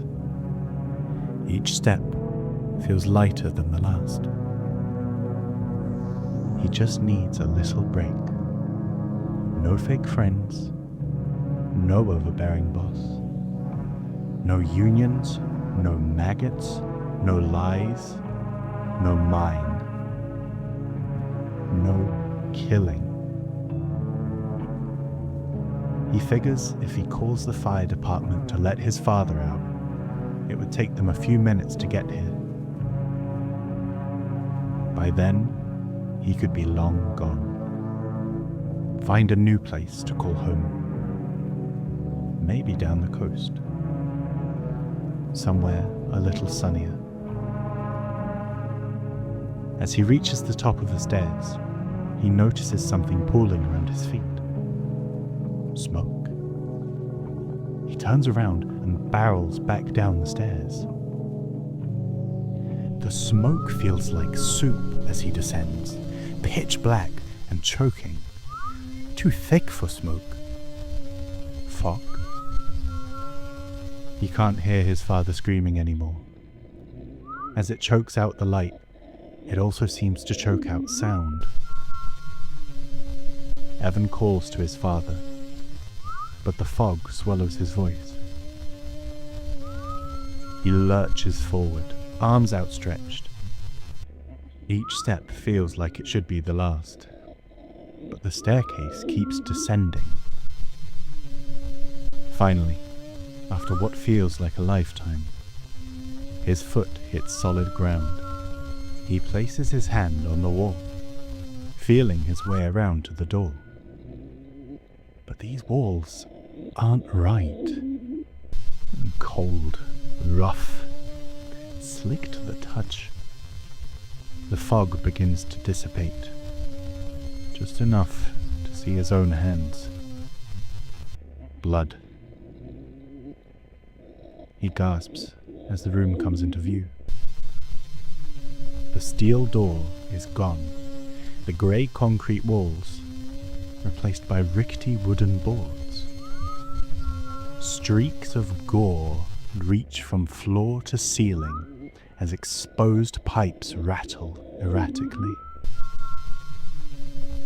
His eyes scan for anything familiar, where his father might be trapped. As he reaches the center of the room, his gaze freezes.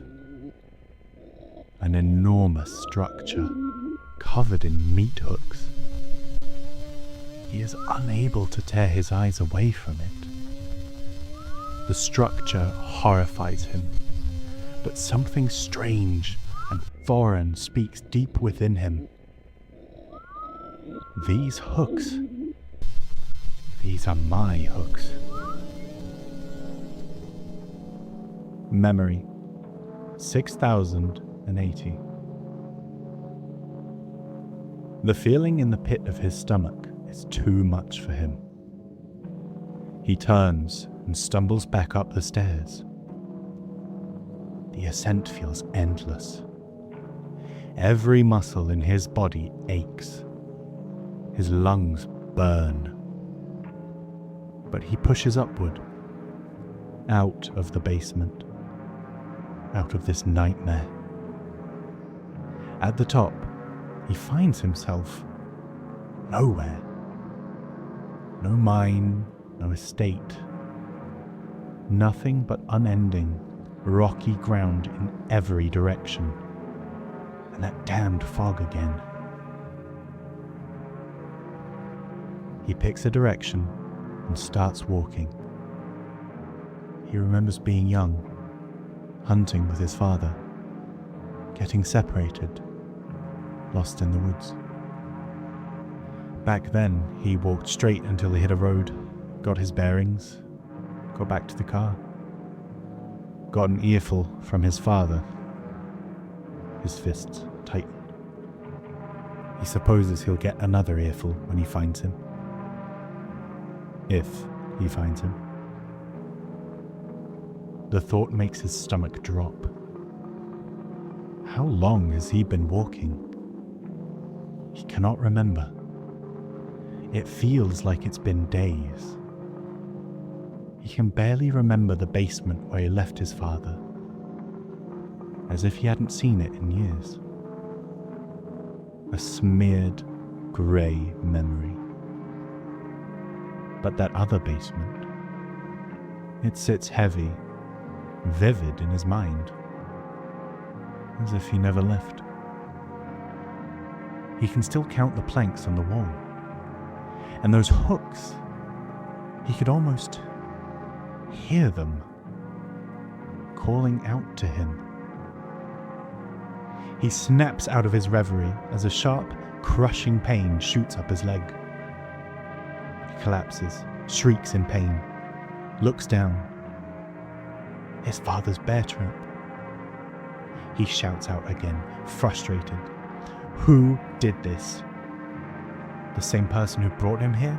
who separated him from his father? He pries it open, wrests his ankle from its grip. Blood gushes from the jagged wound. He looks around again, desperate for some sign of humanity. Nothing. I'll die here, he thinks. I just wanted to get away. He drops to his seat, wraps his arm around the trap, and passes out as the fog muffles his pained screams. Memory 6081. Evan comes to, gasps, grabs at his leg. Dry. He exhales. No wound. It throbs with pain, but the skin is smooth, undamaged. Evan wonders if he imagined the entire thing. His eyes adapt to the darkness, and his surroundings come into view. Not imagined. He is back in the basement, with that structure again. He shouts in frustration, "What do you want from me?" His words bounce hollowly off the ramshackle walls. Nobody is here to answer. He props his hand against the wall, shakily rises to his feet, heads to the staircase again. As he limps towards it, each step becomes harder. Not due to pain, but as if some kind of magnet is pulling him back. As if something is telling him, "You are not meant to leave. Stop resisting." He pushes forward regardless. He's no sheep, no maggot. Whatever game this place is playing with him, he will not participate. He looks down at the first step, gingerly places his aching foot on it, pushes onward. This time, the pain is in his shoulder. He did not notice the chains hanging from the ceiling, nor the fetid, rusting hooks dangling from them. He does not scream this time. It feels pointless. Nobody is listening. Or if they are, his screams mean nothing. He grabs onto the hook, tries to pry it from his arm, but it is stuck fast. He instead tears it from the chain, takes another shaky step. Another hook tucks into his torso, just under his ribcage. He groans and tears it from its chain. Looks up at the stairs. Chains all the way up, dangling at impossible angles. A grim metallic web. He grits his teeth, pushes on. He thinks back to when his father used to lock him in that very room. That feeling of helplessness, of being trapped. He ducks, dodges, moves the hooks aside with his hands. But hooks barb him with every step. And with every step he tears another from its chain. The stairs have no light at the top of them. No hope. He does not know why he keeps pressing forward. Only that he will not be trapped again. He reaches the top of the stairs, bleeding and losing consciousness again. He cannot help but laugh. Because of course, that damned basement again. Memory 6082. He has not left the basement for a long, long time. There is no food, but he does not starve. Just feels a vague hollowness. The stairs are pointless. He has slammed the walls, shouted, tried to sleep, but nothing changes. The blood continues to pour down the walls. The pipes continue to rattle. And the structure continues to reach out to him. He decides to focus on it. He's tried everything else. He picks up his bear trap, the one familiar thing in this realm, and ambles over to the structure, places a hand on it, closes his eyes. What he sees is a memory. Not his own memory. Someone else's. A moonlit forest. Weak, anguished cries in the distance. The point of view shuffles forward towards it. A man lying on the ground in a bear trap. Evan's uncle. "Archie, get me out." He feels his father's voice as it resonates from his own throat. "Roland, what have you gotten yourself into?" Roland whimpers, tugs feebly at the trap, cries out again, "Brother, please." Evan feels the creases of his father's face sharpen as he frowns. Weak, pathetic, wretched, weak, idiot, maggot. His right hand grips the blade of a meat cleaver. "Can't even hunt bear right," raises the cleaver. Evan gasps as he returns to his own body. It felt so real. The evening frost in his lungs, the dimples on the cleaver's handle, the hate. He looks at the structure again, with a new understanding. This place didn't take me from him. It saved me from him. His violence, his control. He gently wraps his fingers around one of the structure's hooks, pulls it, tests its resistance. He acutely feels that hollowness again. A hunger, a longing.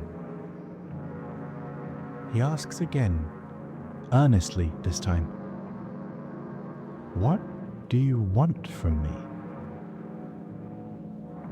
As if in response, an animalistic growl erupts from the staircase. Memory 6083. Evan whips around, faces the stairs. A lumbering frame approaches him, slowly. A twisted makeshift cleaver in its hand. Matted brown fur sticks to its face. Its snout gleams red with blood in the basement light. It gnashes its teeth, snarls, speaks. Maggot. Evan does not cower as he once might have. His father would always make him feel so small, so alone. But here, Evan is not alone. He calmly sets the bear trap, dares the beast to come at him. It sees the trap, hesitates. "Where did you find that?" "Saw it in the forest," Evan responds. "Saw what you did." The beast roars, charges at Evan. Evan shifts his weight, kicks the trap into the beast's path. A sickening crunch bounces off the basement walls, and the beast crumples. No! It snarls, growls, snaps its jaw at Evan, drops the cleaver to pry his leg from the trap. Without thought, Evan snatches the cleaver from the ground, feels that rush of blood, just as his father had, raises his arm, pauses. No, not a kill, a sacrifice. He grabs the beast by its shoulders, lifts it, and slams its back onto a hook. It screams out in shock, throws its arms to its back, tries to unhook itself, but its body is too massive, its arms too short. It flails and screams as Evan walks back to the wall, holds the cleaver in his hand, feels its weight. He watches silently as the fight leaves the beast. The hollowness in Evan's chest dissolves, replaced by a new feeling: fulfillment. He basks in this feeling for a long time, impossible to tell how long. He watches the beast give up, watches its skin dry, peel, explode with maggots, watches the desiccated meat flop to the floor, watches the maggots consume the flesh, leaving behind only bones. He picks up the beast's femur, begins to carve into the bone with his cleaver, whittles a face, a jaw, affixes the beast's teeth, a smile, something beautiful from something so ugly, pulls the crude sculpture over his face, a symbol of his devotion to this basement that saved him from his father, saved him from himself. He hears voices again, this time distant, up the stairs. He grabs the trap, his cleaver, ascends the stairs. Nothing stops him this time. He feels weightless as he ascends, as he once had done so long ago. At the top, flickering light and crackling embers dance and sing in the distance, a group huddled around its warmth. Evan looks at them from a distance for a long time, thinks of the basement, how it accepted him, molded him, delivered him. Perhaps it will deliver them too.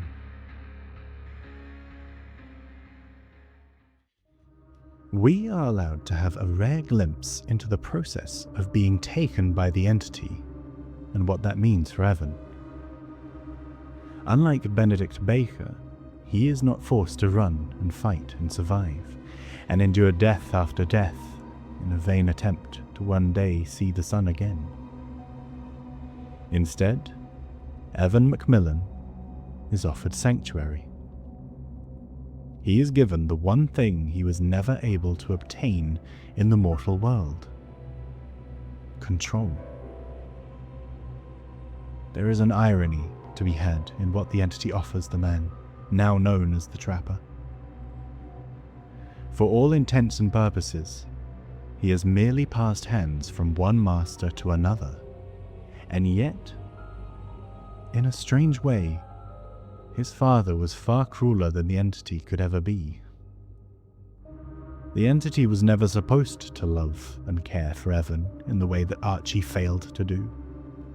The entity did not rip his family away from him the way that Archie did. Evan Macmillan's soul had been ripped from him a long time ago. and there was nothing that the entity could have done to change that fact. Since the release of the game, it has been long theorized that the hooks piercing from Evan's body were those of the ritual sacrifice, leading people to believe that Evan had been tortured in order to be coerced into doing the entity's bidding.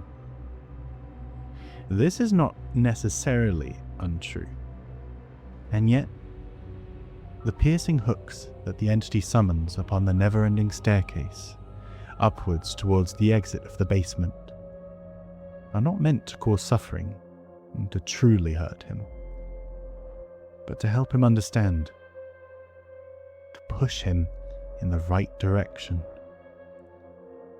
It keeps him within the belly of the beast, the basement so similar to his own, yet so different, as a mother kangaroo does for their own young in their pouch. The hooks offer him visions of the truth that had been long hidden from him, the true nature behind the death of his uncle. There was, as he suspected, no bear. Only a bear trap. Evan feels what it was like to be his father, to see through his eyes and feel with his heart. And it confirms to him that he had never been and never would be his father. There was nothing there to be understood or admired, just cowardice and cruelty. The malformed half-bear, half-father creature that the entity summons up gives Evan the chance to face every aspect of his past. His father and the bear of myth that had never really existed. It gives him a fulfillment unlike anything he ever experienced in the real world. And once the corpse has been sacrificed, once he knows now what his purpose is, he utilizes the crude artistic skills he thought he had lost so long ago to take the bones of this hybrid beast and create a miserably smiling bear mask. The trapper remains stuck in a perpetual cycle of death and suffering, appeasing the entity that saved him from his own world, delivering what he can only assume is the salvation of those he hunts. Donning this mask of bone of both man and bear, his body remains scarred and pierced as a reminder of his purpose, were he to ever lose sight of it.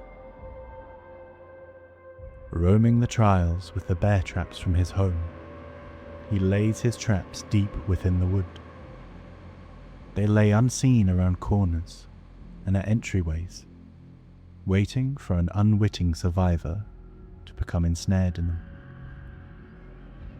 His fervid agitation to feel fulfilled yet again allows him to carry survivors faster than most, his excitement of hooking a survivor stronger than the desire to simply kill them. A man who already possessed brutal strength beforehand, who is now imbued with dark power to further increase his destructive capabilities, able to destroy any obstacles the survivors might throw his way. His presence is so unnerving that survivors who sense him nearby have extra difficulty in focusing on the task at hand, making them more likely to make costly mistakes. The tools given to him by the entity all pertain to being more efficient and his objective. Be that a pair of sturdy work gloves, the damp remains of coffee grounds to energize him, or honing stones to sharpen his deadly traps. Unlike with future killers that we will cover, his add-ons focus entirely on being the most efficient extension of the entity as possible. Many killers, especially those with troubled or difficult family relations like him, are often reminded of this fact via their add-ons in order to incentivize and taunt them. Trapper is unique in this regard, as his add-ons don't reference his father almost at all, showing how he is finally free of his father's grasp. The iron bear traps that were once the symbol of his father's oppression are now his own, to hone and sharpen and hunt with. The trapper is a perfect representation of what it means to embody the killer role in the entity's realm. As while the murders themselves are often the main appeal, it shows that bloodshed is not all that the entity is offering. For many souls of the damned, the entity's realm is a safe haven from their misery and suffering of their real lives. Here they can escape from their past, escape their torments, serve a greater purpose, attend to a higher calling. It's understandable that survivors such as Benedict Baker can only theorize as to their origins, and only extend so much empathy, even if they were to discover the tragic origins of killers like Evan. But it shows that the entity is not as black and white as it may appear initially, and that while bloodlust and the fight for survival are strong emotions to feed off, there are other emotions and energies that satisfy it just as much. The release of guilt and resentment and responsibility, the fulfillment of sacrifice. It may be a salvation from which they cannot escape and cannot refuse, but it is a salvation nonetheless.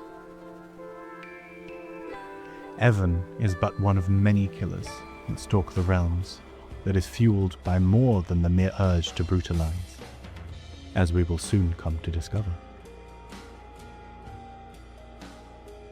The Macmillan estate, or rather the cobbled together memories of the estate, are often seen within the trials, varying landmarks from memories of Evan's life taken and used as a playground for the hunt. In the real-world Macmillan estate, his father remained locked in the basement until he succumbed to dehydration and starvation. He had no one left to love him, or to take care of him, or to miss him, and thus he remained in the tomb of his own making for a very, very long time indeed. Once discovered, the estate was abandoned for good, as was the surrounding area. Ghost stories of people going missing and explosions down in the mine last throughout the 20th century, and few go looking for this monument of terror. Those that do don't come back. Dwight Fairfield is a man who is as ordinary looking as they come, and yet it is his mundanity from which the opportunity for greatness emerges. Regular life had always been a struggle for the boy as he grew up, his desires to become popular in school always going unattained, his grades never exceeding anything above being just average, and in truth, being often much lower than average. It wasn't necessarily that he was heavily disliked by those around him, although he did have a fair few bullies to watch out for. But he found himself lacking any sort of distinct charisma that would elevate and spotlight him. There never seemed to be a niche for him to excel in, and therefore he remained in mediocrity as he watched his peers go on to lead fulfilling lives.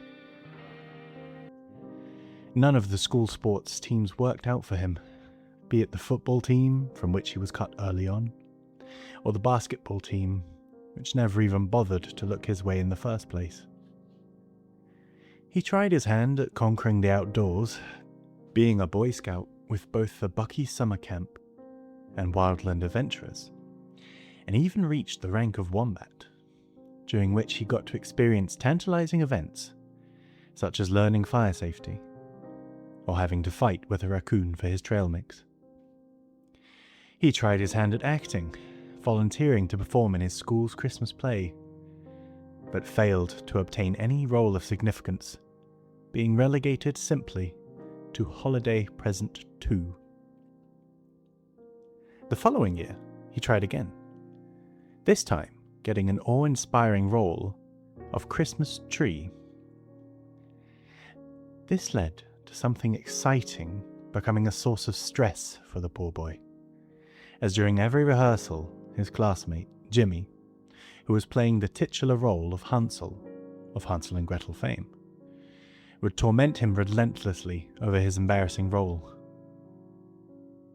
It wouldn't be until the day of the show that Dwight would demonstrate that he wasn't quite the punching bag others thought him to be.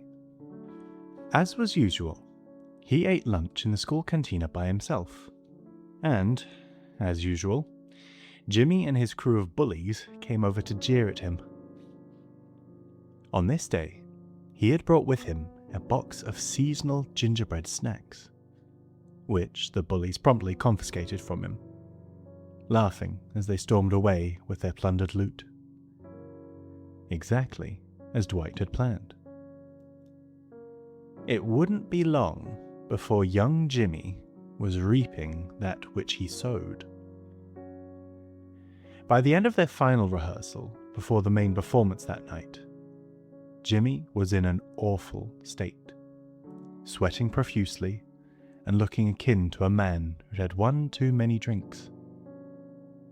Everyone became obviously concerned for him, and he was eventually forced to run to the bathroom before he made a mess everywhere. Dwight laughed himself silly inside of his tree outfit, feeling that even if no one knew it had been him, that a little justice had been served. This was all fine and dandy, until the professor in charge of the production called upon Dwight and informed him that he would have to fill in as the lead role of Hansel, as his role of Tree was the only one unimportant enough that its absence wouldn't be felt in the performance. Suddenly, the joke was not so funny, and the panic set in immediately. Whether or not Dwight made a convincing Hansel with zero rehearsal time and little charisma, well, let's just say some performances are best lost to the waves of time. The many jobs of Dwight Fairfield. After he graduated from high school, he would go through an obscene amount of different jobs in a variety of different work sectors, none of which would ever stick for very long, voluntarily or otherwise. His first proper job was none other than that of a pizza delivery driver, his method of transport being a bicycle, which was all good and well until he suddenly found himself with several kilometers of steep hill to climb, hot pizzas on his back, and the threat of unemployment if they reached their destination cold or late. It would not be long before he inevitably failed to meet that deadline and was purged into unemployment for the crime of a mild delay in a everything must be now and just how I like it society. Next, he tried returning to what little success he had found in his childhood, joining up to be a summer camp counselor at Bucky's summer camp, where he himself had spent many a hot July in his own youth. The sizzling summer sunlight burned his skin, but he kept the campers in safe hands for his time there, finding a sense of fulfillment in herding the hordes of brats around the wilderness. Summer, however, could not last forever. and he again found himself living off his last paycheck. For the following 3 months, he would work as a gas attendant at Phil's Petrol near his home. Then, as a sales representative at Horseplay, a toy and video game store, somewhere he quite enjoyed despite the long hours of standing due to his love of science fiction, and his occasional frequenting of sci-fi conventions gave him a unique edge of knowledge when it came to his co-workers. Perhaps his favourite job was that of a concierge at a vintage cinema, a place where both his boss and clients rarely showed up, allowing him an easy paycheck and an ease of mind. It was a particular favourite due to his free reign over the popcorn and snacks, and he would often invite his few friends over to take advantage of it. On occasion, he would even be so bold as to catch whatever movie flick was screening on that day. Still, good things rarely last, and ultimately, a cinema with no clients is a cinema destined for failure. Finding unemployment yet again, Dwight would come face to face with a snivelling coward of a boss, unlike any bully he'd ever had to face before. A Dwight by any other name. Memory 2112. Lazar approaches Dwight and slams his desk. Max didn't work out. He was a weak male I just wanted to crush. Fear, anxiety, confusion. Dwight feels them all. How is this guy the CEO? More than that, he wanted to crush the employee he's replacing for being a weak male. Dwight doesn't even know what that means. A weak male? Who talks like that in this day and age? His hands fidget nervously. He swallows a growing lump in his throat. Lazar smashes his desk again. I need you to be bolder than him, Dwitch. I need you to get the buzz out there that we're the best company in the business. Did he just call me Dwitch? Twitch. He just called me Dwitch.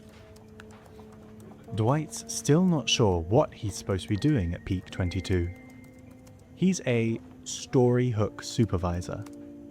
He has no idea what that is. Sounds convoluted and made up. Sounds like bullshit. He took the job because he needs the money and he can't dress up in costumes for birthday parties anymore. Kids can be so cruel. He's supposed to create fake profiles and write positive reviews about Lazar and his company. Lazar gives his desk another thump. Be a lion, Twitch. Pounce on the internet. Pounce! Get the word out. Peak 22. We design story hooks for ads that transcend humanity. Dwight has no idea what this means. Lazar leaves a test on his desk and walks away. Dwight stares at the test, unsure. Rose, the manager who hired him, approaches him and explains it's an intelligence test. Lazar wants to make sure he's the smartest in his company. Best advice? Flunk it. Dwight smiles. Gotcha. Memory 2113. Our thing is story hook advertising. Dwight cringes every time he hears story hook. Lazar's trying to be different just to be different. Most advertisements use stories to wrap a message in emotion. Just because you call it a story hook doesn't mean it's new. Doesn't mean it's different. Story hook is a term used by high school English teachers. Rose laughs. Yes, but Lazar's an idiot, and he wants to feel like he created his own theory for his upcoming book. Dwight's eyes go wide. Book? What book? Rose laughs absurdly and explains. An autobiographic book. A guaranteed bestseller highlighting Lazar's new theory on creativity. But Lazar hasn't done anything yet. It's all smoke and mirrors. Rose laughs and corrects him. He's done one thing really well. He's burned through millions. Rose changes the subject and tells Dwight he needs to meet Lazar's ghostwriter for an interview. Make sure to shower praises about our naked emperor for his autobiography. Memory 2114. Dwight approaches Rose. She isn't her usual jolly self. Dry tears line her cheek, and her eyes are swollen. She tells him Lazar embarrassed her at a meeting when she refused to go along with his jokes at the expense of the sound designer's speech impediment. He humiliated her for not going along with his stuttering impression. Rose sighs and advises Dwight to record all meetings with the Naked Emperor, not just for legal reasons, but for the yearly roast. Dwight raises his eyebrows curiously. Yearly roast? What yearly roast? She tells him about a yearly gathering of ex-employees who get together to laugh at Lazar's stupidities. Dwight tilts his head. He's really confused. In his mind, Peak 22 just opens its doors. How long has Peak 22 existed? Rose calculates on her hands. 5 years. Dwight can't believe his ears. 5 years and Peak 22 has nothing? Rose smirks. Correction. 5 years and we almost have Lazar's biography and his theory on creativity. Memory 2115. Dwight showers Lazar with online praise using fake profiles. It's the coziest job he's ever had. As he prepares to create another false profile, he suddenly hears shouts coming from Lazar's office. He freezes as Lazar verbally assaults the Peak 22 lawyer. The lawyer is telling him Storyhook can't be registered. It's a concept in many high school textbooks. Lazar fires the lawyer on the spot. The lawyer promises he'll sue. Lazar doesn't care. He'll settle. He always settles. It isn't his money. And Dwight's heard he's got his benefactors eating out of the palm of his hands. He's already settled dozens of wrongful dismissals. Rose attempts to calm Lazar down, but he screams at her to mind her business. Dwight wants to help her, but he's never made so much money doing so little before. He likes making money doing nothing. But his hands are fidgeting and his palms are getting damp and clammy. Hearing Lazar verbally abuse Rose is difficult to bear. He imagines all kinds of scenarios where he leaps from his desk to help her. Nervousness fills his bladder, and he leaps from his chair and rushes to the bathroom. Memory 2116. The Brilliant Mind Inc. Lazar announces the title of his autobiography to the entire office. It feels like a joke. A bad joke. But it's not. And the studio is trying not to laugh at their naked emperor. Lazar hasn't done anything in the 5 years since he convinced a bunch of millionaires in his Storyhook revolution. He doesn't even have one successful advertising campaign. They had a few clients in the beginning, But Lazar wanted to write and direct the commercials himself, and made a mess of everything. Dwight suppresses a laugh. Rose claps when Lazar concludes his presentation. Amazing! Paradigm changing! How gracious of you to share the secrets of your success with the world. Everyone gets her sarcasm, except Lazar. That's the thing about narcissists. They believe their own press release. Lazar turns his attention to Dwight. Dwight, what do you think? Dwight suddenly feels the blood drain from his face. He echoes Rose. Amazing. Paradigm changing. How gracious of you to share the secrets of your success with the world. Lazar smiles. It's not about ego, Dwight. It's about community and selflessness. Memory 2117. Lazar screams at Rose because she can't find a publisher for The Brilliant Mind Inc. Peak 22 has done nothing, and creating campaigns with a story hook isn't really paradigm changing. The publishers think he's an idiot. Why is he saying story hook when he means story? Ads with a story. A story with a story hook.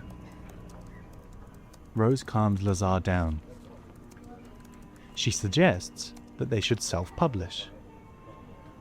The idea silences Lazar. You're right.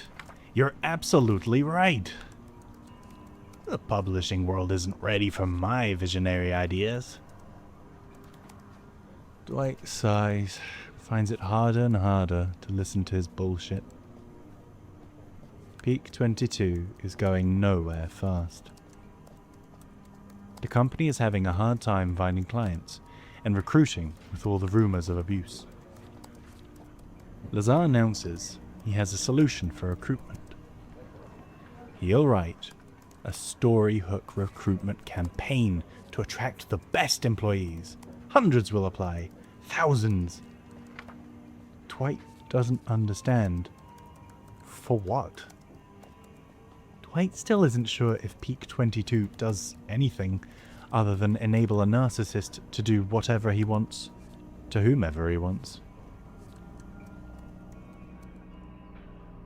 Memory 2118. Lazar is spreading rumors about Rose. Dwight consoles her, but she's inconsolable. She says it's a pattern. His pattern.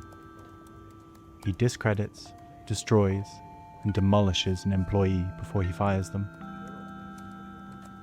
He spreads the rumor he later uses to fire the person. Dwight says she's exaggerating.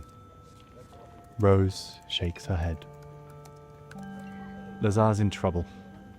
He just spent more money on a 1-minute ad campaign for Peak 22 than a Hollywood blockbuster, and his investors want answers. He needs a fall girl, someone to blame for the mismanagement of company funds. Dwight doesn't understand. She explains that Lazar's already left a trail of blood in his wake. The last 3 women in her position were all promoted and fired for Lazar's excesses and stupidities. Lazar has an upcoming meeting with his investors. She will be this year's patsy. Dwight gives her a skeptical look. She shakes her head. You'll see. He spends the money. A woman takes the fall. That's Lazar's idea of equal opportunity. Memory 2119. Dwight stares in disbelief as Lazar asks Rose to present the advantages of story hook advertising at an all-hands meeting. He interrupts her on every slide in front of everyone. then cancels the meeting. He acts as though it's the first time he's seen Rose's deck. He announces Rose has no idea what a story hook is. Everyone leaves the cafeteria feeling bad for her, grumbling that no one knows what he means by story hook or how stupid he is for using a contrived term that just means story. Dwight doesn't understand, because she validated every slide in her deck with Lazar. He heard him agree. Before Dwight can talk to her, she is fired and escorted out of Peak 22. Dwight watches his friend, a single mother, walk out. This year's patsy for Lazar's excesses. He siphons the investment money, and his friend gets the boot. The whole meeting was a setup to discredit her in front of everyone. Lazar approaches Dwight. Sorry, Dwitch. I know Rose was your manager, but I had to let her go. She wasn't aligned with our company values. Dwight stares at Lazar in mingled shock and horror. What values? He wants to scream at Lazar. He wants to grab his ears and rip them out of his narcissistic head. Instead, he nods and silently prays that there is justice in the world. Memory 2120. Dwight listens in disbelief to the stories of Lazar. Real-life horror stories. Stories that defy reason for this day and age. It's a yearly ritual for those who've had the misfortune to work with Lazar. They've all gathered to watch the leaked Peak 22 recruitment video. Dozens of people, each wearing a white Peak 22 t-shirt, with a ridiculous Lazar quote they scribbled on with marker. One of them worked with Lazar at a production company, where he tried to produce a terrible web series he wrote. It's about an alien computer that takes over the world and controls its inhabitants with a matrix that simulates reality. No one told him he just pitched the premise of a major blockbuster film. She imitates Lazar selling his web series. It's different. It's unique. It's not horror. It's not sci-fi. It's terror. Sheer terror. It's a new genre. It's simulated terror. Lazar believed he had created the next big genre, like a cosmic horror. The writer shows a book written by Lazar. Simulated terror. Guidelines for writers in his new genre. They all burst out laughing. Dwight laughs so hard, it hurts. Who says story hook when they mean story? Or simulated terror when they mean sci-fi? The stories of the Naked Emperor continue throughout the night, and Dwight is convinced there is no justice. Peak 22's ex-story hook supervisor talks about how Lazar called him a weak male for not wanting to cyberbully a blogger for using the term story hook. He tells them about a harmless drug that makes people laugh absurdly at every little sound. He says if he was still working at Peak 22, he'd give Lazar a little taste of his own medicine. Others agree. That would be hilarious. Dwight likes the idea, likes it a lot. It might be that justice works in mysterious ways. He approaches Max. Tell me more about this harmless drug.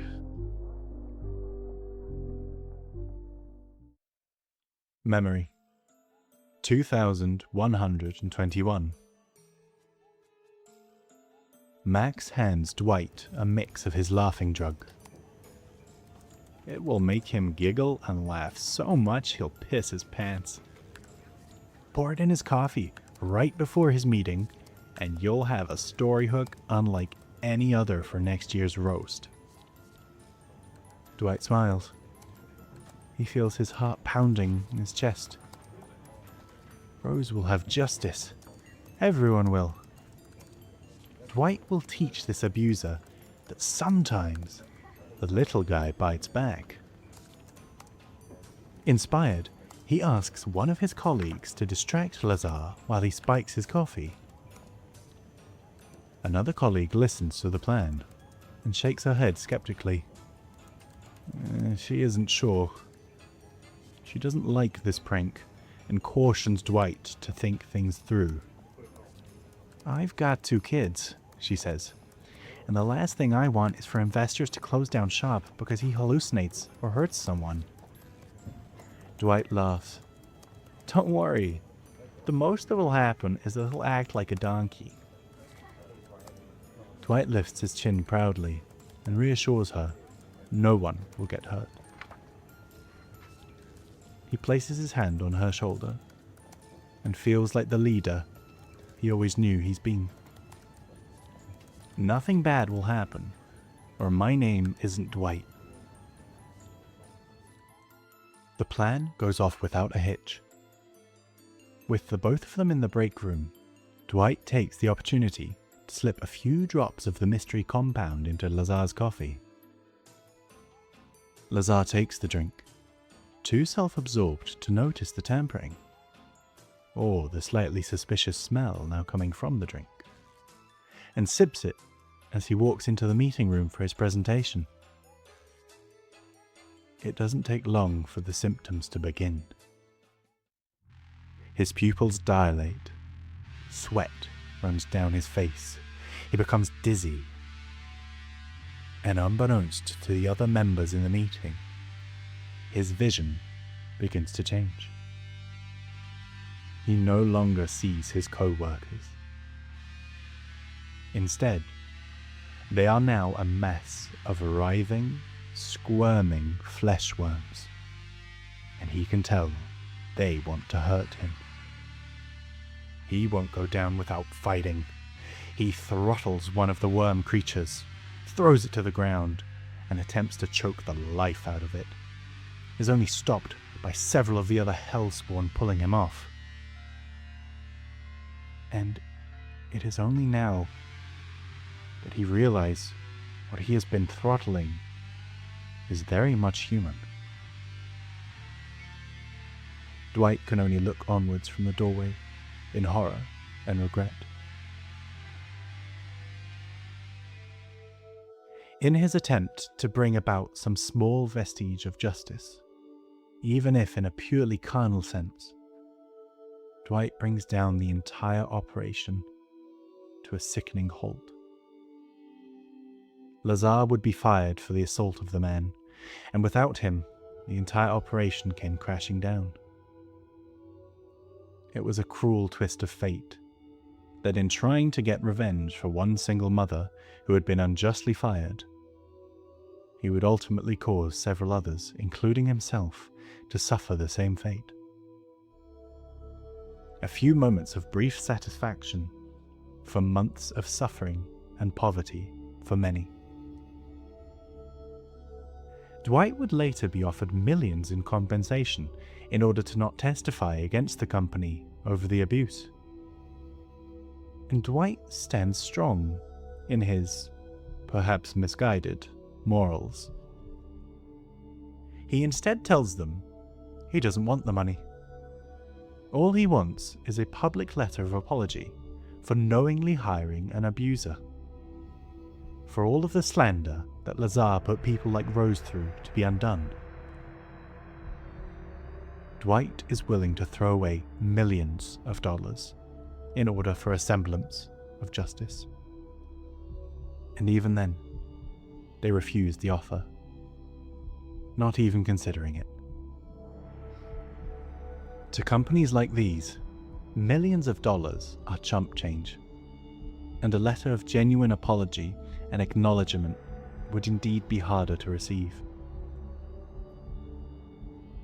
Dwight refuses and receives neither the money nor reward, and would go on to be forced to do a number more menial jobs, from being a roadkill collector, to working at a zoo, to even driving a limousine across the country for a metal band. None of which stuck, and none of which filled Dwight's pockets with anything more than spare change.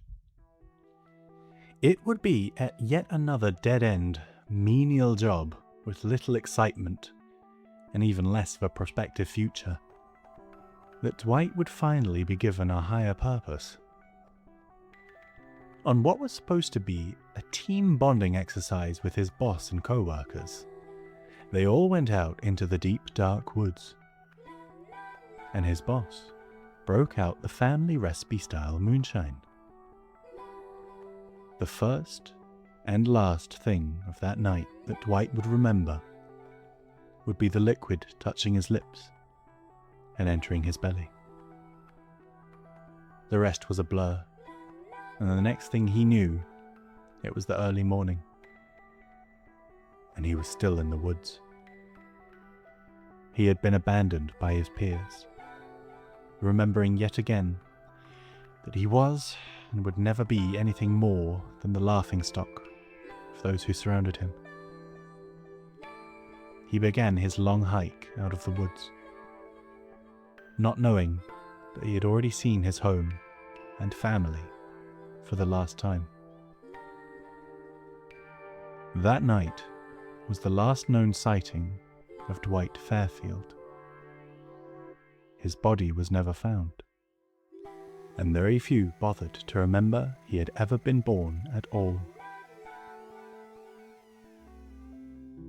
As is evident, Dwight has been stolen from his world and is now destined to be a cog in the entity's machine for the rest of eternity. At first glance, Dwight might seem like an odd choice to have been singled out by the malevolent entity. He's no hero. He neither saves nor damns the world. He is defined by how intensely mediocre he is at every venture he attempts in his life. This is not to say that he does not have worth or potential, but that he never seemed able to discover his true calling. It is this mediocrity that allows him to excel in the world of the trials. He quickly finds his ability to not stick out a vital part of avoiding the killer's gaze. Furthermore, his life spent being ignored gives him the ability to form fast bonds with those he finds in the fog, and to be able to see people where others would normally be unable to. As he encounters others like himself in the fog, he quickly establishes himself as the unlikely leader of the ragtag group of survivors scurrying around the fog. His years of watching and learning what not to do from incompetent and abusive middle management, teaching him precisely how to motivate and coordinate a team. If these trials were to be his permanent job, then he would make sure that whenever working on a generator with others, he would prove himself worthy, increasing everyone's overall productivity. Despite the world considering him inept at most things, there are many sides to Dwight, more so than meets the eye. As is seen in both his tome lore and his Hansel outfit, he has a specific taste to undermining his enemies with poison. It demonstrates that while he does very much have a longing for admiration, for others to give him praise and care and respect, he values intrinsic justice over recognition. He doesn't poison the bullies because he wants people to thank him for it. He does it because he knows other forms of justice won't get him the results that he wants. Of course, both times this backfires on him ultimately, as Dwight can't ever catch a break. The first time, He manages to get his laughs in before he is then thrust into the spotlight. The outfit description doesn't mention how the performance went, but, knowing Dwight, it presumably did not go well, and he was most likely served another dose of humiliation. Of course, the poisoning of his boss had far greater consequences than just being embarrassed. Not only was he out of the job, but he ultimately caused greater harm than good. A few moments of brief satisfaction that quickly melted away into the reality of knowing he had gone too far, and had now cost several people their livelihoods. It's a tale that on the surface doesn't seem particularly interesting, somewhat like Dwight himself, but underneath has a lot going on. It's a story without a right answer. Lazar was an abuser, incorporating every possible negative trait you could be unfortunate enough to find your boss having. From ableism, to lying, to greed, to misogyny. A narcissist like no other, and someone who very much does not deserve a speck of the power and fortune they have stumbled upon. He abuses and mistreats his workers, and makes them pay again and again for his incompetence. This is a fate that Dwight would have inevitably also fallen prey to, given the whole reason he got the job was because the person before him had been fired for petty reasons. And yet Dwight never thinks once about this. All he can think of is Rose, the single mother who hired him, and was abused and embarrassed and fired through no fault of her own. Dwight's act is not one of rationality. He isn't making the logical conclusion that eventually Lazar would cost him his job too. He just wants to see him pay. To make him feel even an inch of the embarrassment that he puts others through. Dwight rarely stands up to those that abuse him in a direct way, despite fantasizing about it, oftentimes imagining himself leaping up and saving the day, only to remain silent or run off to hide in the bathroom. I think this is one of the most realistic traits in Dwight, something that a lot of people misunderstand when it comes to him. His lack of action and lack of excelling in anything doesn't make him a coward, or make him useless or talentless. It doesn't make him any less special or any less worthy of being given love and respect. Dwight's experiences help him see the little guy in any given situation. And it's what makes him such a fantastic leader. He doesn't need to be a Resident Evil style bombastic, guns blazing macho man to save the day or inspire others. He doesn't need a handsome, charming, innate charisma, because his warmth comes from how much he cares. His dozens of jobs are not a sign of weakness either, and I would, in fact, call the ability to try so many different things, despite failing again and again, a wonderful show of courage in the face of despair. Despite it feeling so to Dwight, most people's lives aren't as simple as choosing what job to do and then just doing it for your whole life. The world is messy, and most people are not good at most things they do, and there's nothing wrong with that at all. What matters most is how you treat your fellow man, and that you try, with everything you have, to make the world just even that little bit better. Unbeknownst to Dwight, even if he never felt it, he did touch many lives, and he was not forgotten.